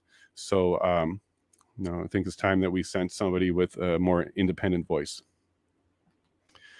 Explaining politics to a bunch of well, here's the thing, Railroad. What I'm trying to do is get the reputation of somebody who's willing to fight. I'm not paid for this. I'm not on anybody's payroll. I'm not a government employee yet. So I'm doing this all because it's a passion and it's a desire of mine. And I hope that when enough people, come across these videos, I'll make a lot more where I'm interviewing people that they can learn about me that way. It's going to be hard to shake every hand in Yellowhead. From tip to tip, it's 5 hours of driving, so it's a very large riding. So I'm looking to leverage social media and I'm offering myself up, exposing myself up, and I hope that that's a good way to start connecting to a lot of people. 10-4, let me send you an invite. Cool. Okay. So we'll get into this Discord thing. Thank you, Railroaded. But you're welcome to share it. It's for Hunk Army. Cool. So I'm not sure how you're going to reach me, but if you want my email, it's jason@yellowhead.vote. You can also send me messages through my website at yellowhead.vote, or connect with me on Twitter and let me know it's you. We'll make this happen, Railroaded. Thank you very much. Cool. All right. Well, we're 8 minutes left. I could play one more video for you. It's more personal. Let me see what I got for you. It's more personal. Yeah. I could play a funny one. You'll love it. You'll all love it. So this is genuinely, this is the moment that I saw on TV that gave me the motivation to run for office. This is the exact moment. It happened on, I think it's February 22nd, 2022. Some of you might recognize this moment, and some of you are going to cringe because it's starring your favorite person. But this is genuinely not a lie. This is a 100% the reason why. Railroaded. Jason Yellowhead. Yep, that's me. Yellowhead.vote. That's me. Dang, did someone catch the email? It's all good. It's all good. No, it's all good. If you want to email me, that's fine. All right. So no joke, everybody. This is the reason. This is the moment. This is the moment where I said to myself, okay, I'm going to have to do something more than just be complaining and upset that this is happening. Because what he says here was, it boiled my blood so much that I had no choice. I really had to do something. And this is the only time that Prime Minister said something that I actually agreed with. And you'll see what I mean. Do you have any regrets as to the way you managed the situation for the last 3 weeks? Some people have criticized you and said you didn't want a dialogue with them. Response: there are always things that need to be reflected on after any crisis or any measures that are taken. I think that we were very clear at each stage that the way to influence political policy and to change things in a democracy is not through unlawful means, occupations that hurt fellow citizens. It's through political action, going to vote, like Canadians did 6 months ago. And also, if you really want to change things, well, run in the next elections. Encourage Canadians to support you so that you can make change. And that's how a democracy works. Exactly. So he was right about that. And Ellen, you're bang on. And yes, we have the bobblehead in the back, railroaded. That thing's annoying. And we all knew it was coming, but we hoped it wasn't. And I thought I was going to make it through this, but I'm not. It hurts. There you go. So you get his little cry at the end, because that's exactly what he's going to feel like when we take over this parliament, when we win this election, and he's gone. He's not going to make it. So I thought I would share that with you. That's kind of my little coming out as a politician video. But genuinely, it was his call to us that said, if you don't basically en français, basically he said, if you don't like what I did here, you think I did the wrong thing here, become a candidate and run against me. So, all right. That's exactly what we need to do. He was absolutely right. That is exactly what we have to do here. And I don't think it's going to be just the Conservative Party as the option to do here. I think Conservative Party has a big role to play, and they're definitely going to do a lot of work in the next House, but they can't be alone. And I don't mean that they need someone to help them with the work. We need independence in there to make sure we just don't get a second version of Trudeau. I don't mean that he would be pushing the woke stuff or anything like that. I just mean what we don't want is a single government who's not even cooperating or working with anybody. And that's what an independent can help do. We can keep them accountable, give them oversight as well, but we can also bridge some of the unity that they can't do simply because they're foes. So anyways, I think Pierre, as much as he's got this agenda to help fix things, somebody's got to keep him honest. So the oversight on him as well. And also to assist him with some of the bridge building and unity that he can't do. So that's you. Okay. Is that you? That's Twitter. So I'll also go follow him there too. Yeah. Do you like how she was just bobbing away? The bobblehead? My goodness. That bothered me when she was doing that in real time too. Jason, wait. Do I speak French? No, I don't speak French. Parlez-vous français? No, not really. I did live in Eastern Ontario for a bit, close to the Quebec border. So that's where I lived before here. I have a French name, and I've always wanted to. But no, I grew up on the prairies, Saskatchewan, Manitoba. Very little French there. But I picked up un petit in Ontario just because of the people around me.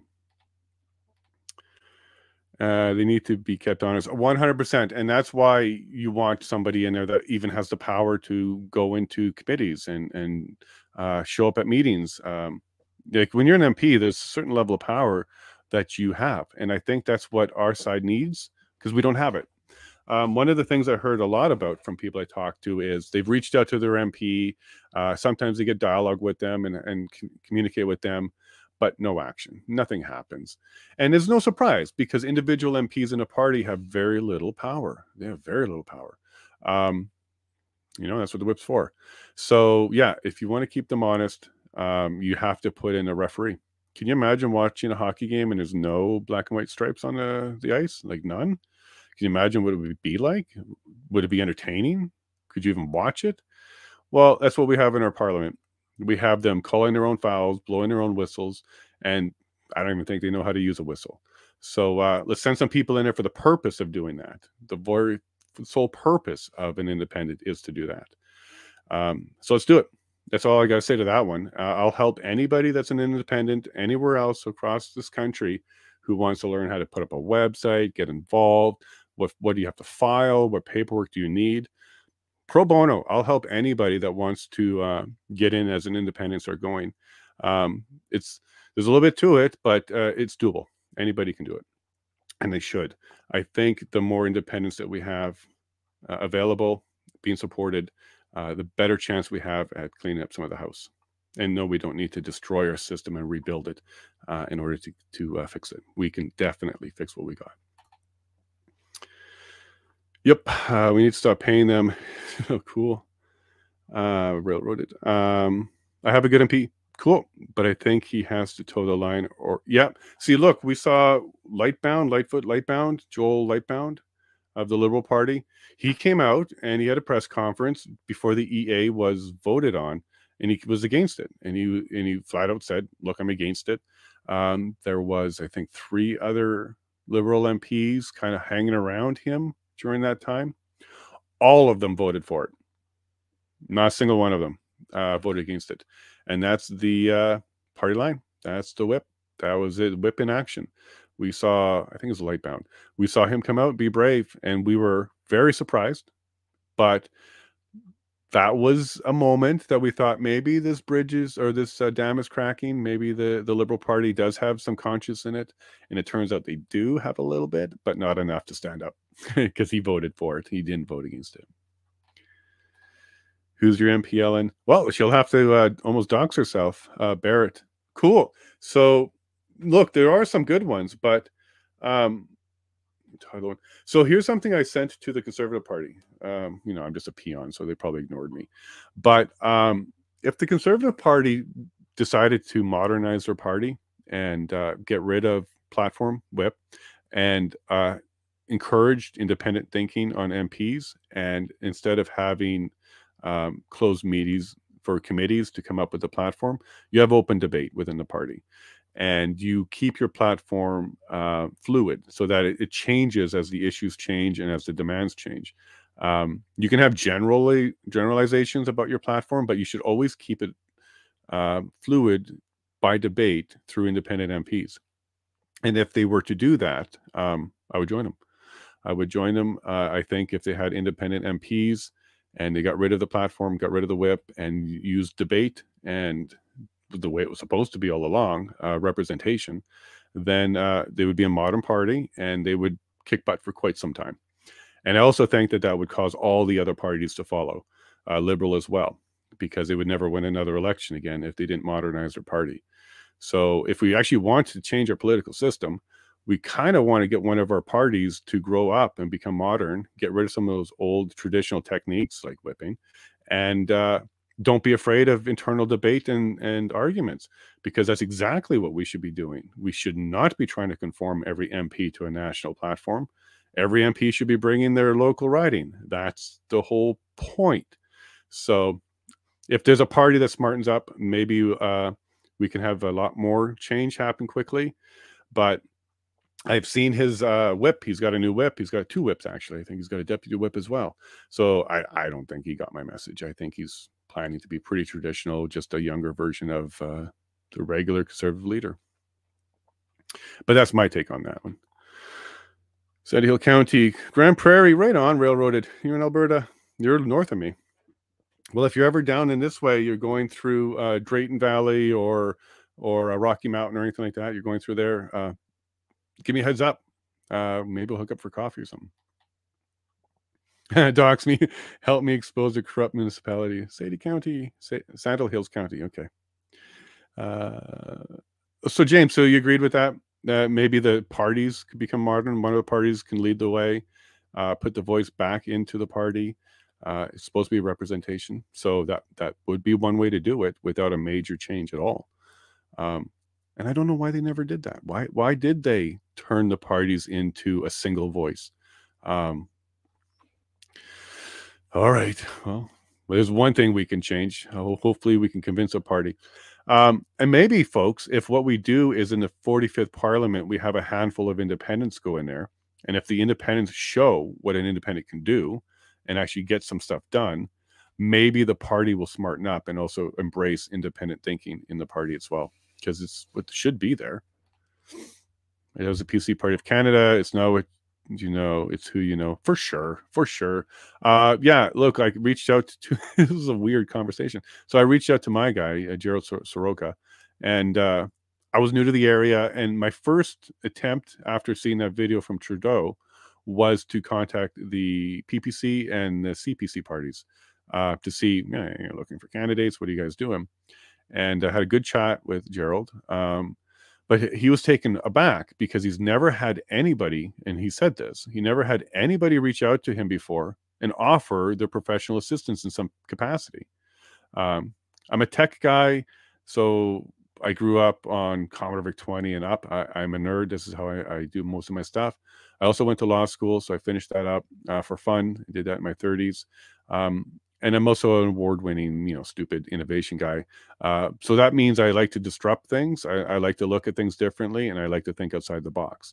So I think that was a pretty good tool set for the local government. So I reached out to Gerald and explained who I am, what I'm doing, and what I'm passionate about. And he said things like, "Oh, sounds like you'd be a great fit. I think it sounds like it'd be fun."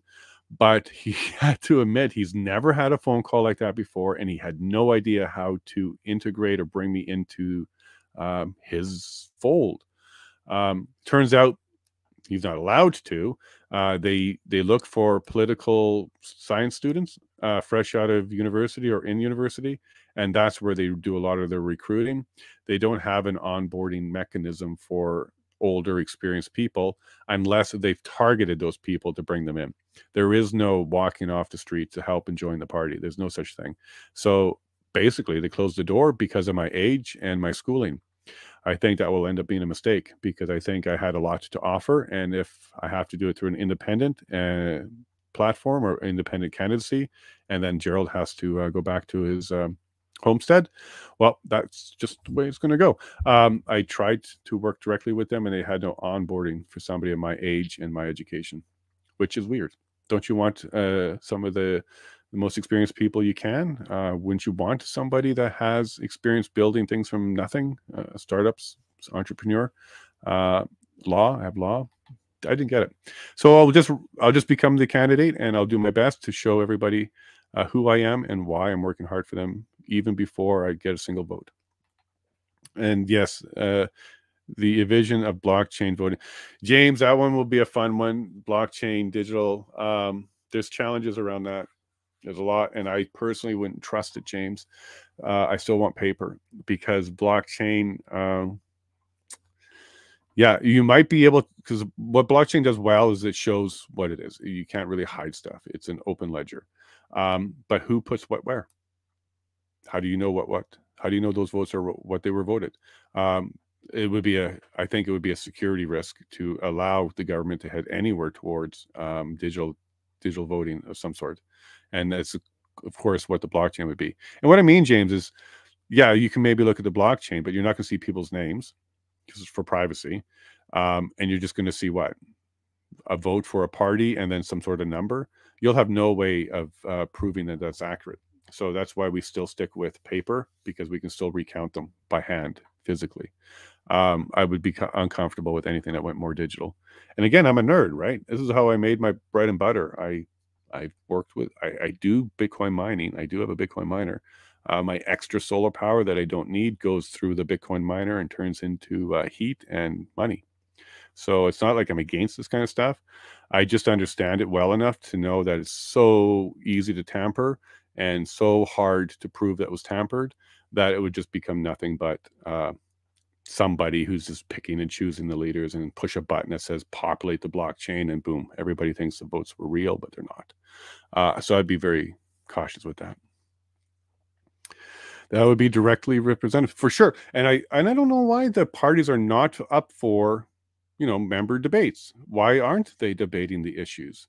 Because right now the way it works is they kind of collect the issues, and then behind a committee they kind of narrow it down to a few issues, and then they do some voting behind closed doors. And I don't even think it involves most of the MPs. That's not representation at all. You have just a small handful of people in each party who are really controlling everything. That's not representation. All the ways for your investigation, the county has refused. Yeah, what do you think about Danielle Smith? Do you think she's going to help their railroaded? Do you think she's saying a lot of the right things? We will be honest with that. But she didn't get rid of Henshaw. She didn't get rid of some other people. She didn't replace people. What do you think of Danielle Smith? I'm very optimistic. I really like what she says, but I got to see it happen. Yeah, I know, James. Stuff is you talk about maybe the parties for sure, especially Conservative Party. They're very traditional. I was kind of given that introduction to how traditional they are, and it's kind of surprising. It's time to modernize, folks. Be a lawyer when I grow up. Move. Yeah, well, I did that 38 years old. I applied, got in, and then I finished just before my 40th, and I wrote the Law Society exam on my 40th birthday, February 14th, 2017. 40 years. There, I just gave my whole birth year. But yeah, February 14th, 2017, my 40th birthday, I wrote the exam and passed. So that, by the way, if you ever want to go back to stuff, second career, all that kind of stuff, do it. Do it. If you can, do it. Yeah, 100% railroaded. So here's something I talk about a lot. People say, hey, we hate our government. Government's corrupt, yada, yada. No, it's not. The government is made up of your local people, your neighbors. It's the leaders, 100% the leaders. It's not the people who work. So I don't like to say the government sucks because, well, I will hopefully be one of them. But it's not the actual workers. It's the leaders. The leaders do coercion, they do pressure, they do leverage, they do a whole bunch of things to get people to do what they want. And I've personally seen it. I'm not sure if you got that out of my video, but I worked for the United Counties of SD&G, which is Eastern Ontario county level. So we took care of 6 municipalities. So I actually understand from the inside how government works. A lot of it's really good. So I'll report back to you. A lot of it's really good. Some of the people are fantastic, but we have unelected leaders that sit in a position for a long time, and they wield a lot of power, and there's very little oversight for the unelected part of our government. And it's also very difficult to fight any wrongdoings that's going on there. Something that I think if I can get into the House, we should be looking at how we have oversight for the unelected federal, or actually just government employees in general. Because some of those leaders, they're there for a long time and they're not elected. Not after the GoFundMe fiasco. I'm not sure what you're referring to there, Ellen, but Go Fraud Me. Yeah, so GoFundMe, those are, yeah, that was silly. We do have, in this inquiry, we do have some representatives from crowdfunding. So, and I haven't heard a question from them yet. So they might be saving that for Government of Canada stuff, but they do have standing. So there are some representatives from crowdfunding at this inquiry in Dominion. Yep, and Elaine or Ellen, the things they did with the bank. Did you guys know that the only reason they lifted the freezing of the bank accounts, they stopped doing that, was the banks themselves, the pressure from the banks because people were taking their money out. So if anything like that happens again, do a bank run. It worked. The banks caused the Minister of Finance, Freeland, to reverse her actions and then do a press conference about it because the banks threatened her. Not sure what the threat was, but they had enough squawking that she did change it. Go Fraud Me. Yeah. Give, Send, Go came in and stepped up, right? But they also had trouble. but they were good. They did their best to try and fight against Ontario on that one. Need blockchain for we the people to cast votes. Yeah, but Norman, we got to talk about that one a little bit more, because how do you verify? How do you verify? How do you know that your vote was cast on the blockchain correctly? The blockchain being open and easy to see is cool. I like that transparency portion of it. But how does it get on the blockchain, and how are you going to validate it? Because of privacy, you're not going to have names. So I'm not sure how you can confirm that the blockchain is correct. Paper ballots you can, because you can recount them.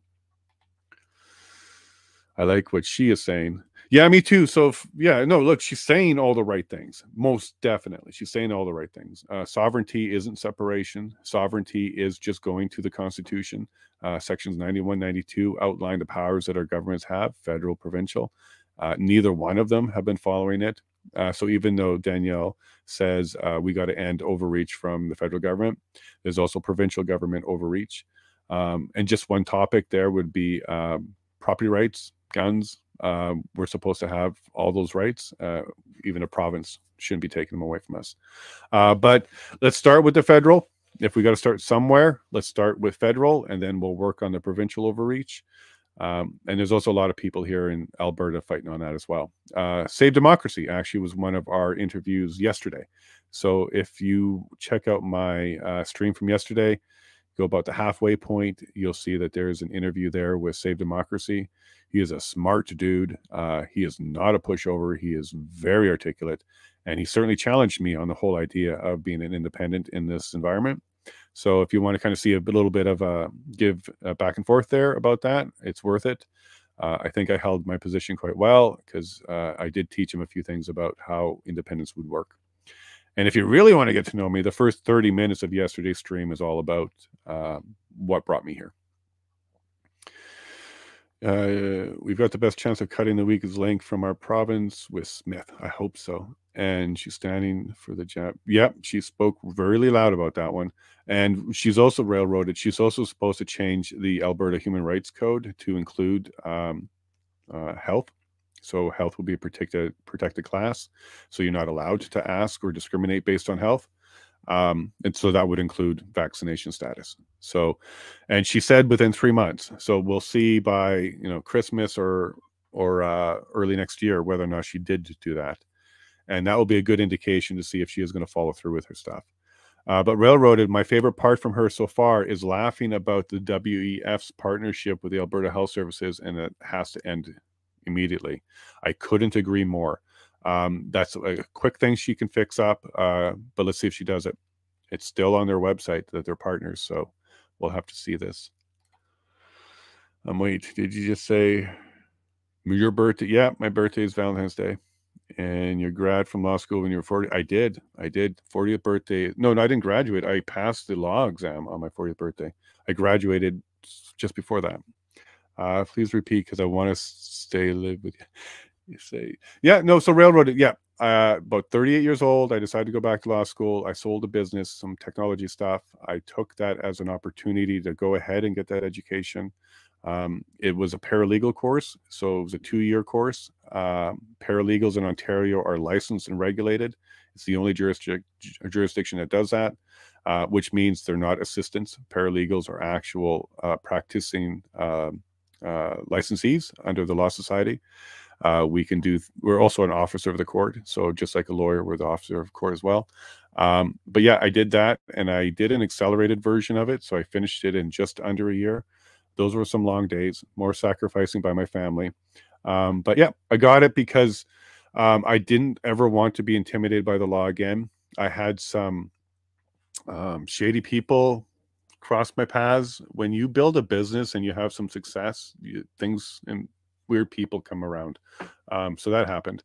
But I didn't want to ever be intimidated by the law again, pushed around in any way, shape, or form. So I went and got the education for that purpose. I did practice for a couple of years to see what it was like. I had a real problem with ruining people's days because I was actually quite good at it, and that means the other side would lose. I'm not saying I had so much empathy that I couldn't do my job. It's just when you're in that job, you're guaranteed to upset somebody. somebody, either your client because you lost or the other side because you won. And, you know, some people can handle that quite well. I just had trouble with it. And then the biggest eye opener for me, which was really sad, was to seeing how the police officers lie. I witnessed it myself on the stand. It was weird. It was weird to see why a police officer would lie about things that have nothing to do with him. But they do. So I was really discouraged by that. But it did bring up a great conversation today with Donald Best and Chris about the legal system, access to it, how it's not good for people who don't have resources, and how we can maybe start fixing that. So these are all things I'm passionate about as well. Access to justice is important. And I saw firsthand, it's too hard. It's too hard to get justice. Yep, the banks were terrified. They certainly were. Yep, yep. As soon as the people started withdrawing money, their numbers on their sheets, and everything's going down. And you know that the banks, if their deposits go too low, they can collapse really quick because they don't have the proper amount of actual deposits to offset the assets and the loans that they have and stuff. So they can't drop below a certain point or they're in deep trouble. People, yes, that's right. Yep. And they had to go figure out. Yep. Unring that bell. Yeah, no, look, I'm in with the credit union. I'll never go with a chartered bank again. I pulled all my business and yep, I dropped one of the major banks like a hot rock. Credit union ever since. Credit unions are a little bit more protected because they're provincially regulated and provincially managed. They're not chartered, so they're not federal. But yeah, so I would recommend a credit union. ATB's where I'm at. I ring the bell, you just kind of ring it. Yeah. And it's funny, Bell is the interim police chief too. So Steve Bell was a witness on Monday, and we kind of use that slogan as well, unring the bell or ring the bell, because he was just, yeah, he was a good witness. It was fun to watch him. Well, look, here's the thing, Norman, but private then is even worse because, well, then how do you validate it? Like, that's my real question, Norman, and I'd love to speak more about this with you. So maybe we can connect and have an actual discussion about this face-to-face or virtual. But my only concern is how do you validate it? How do you check if it's accurate? Because at least with paper, you can recount them.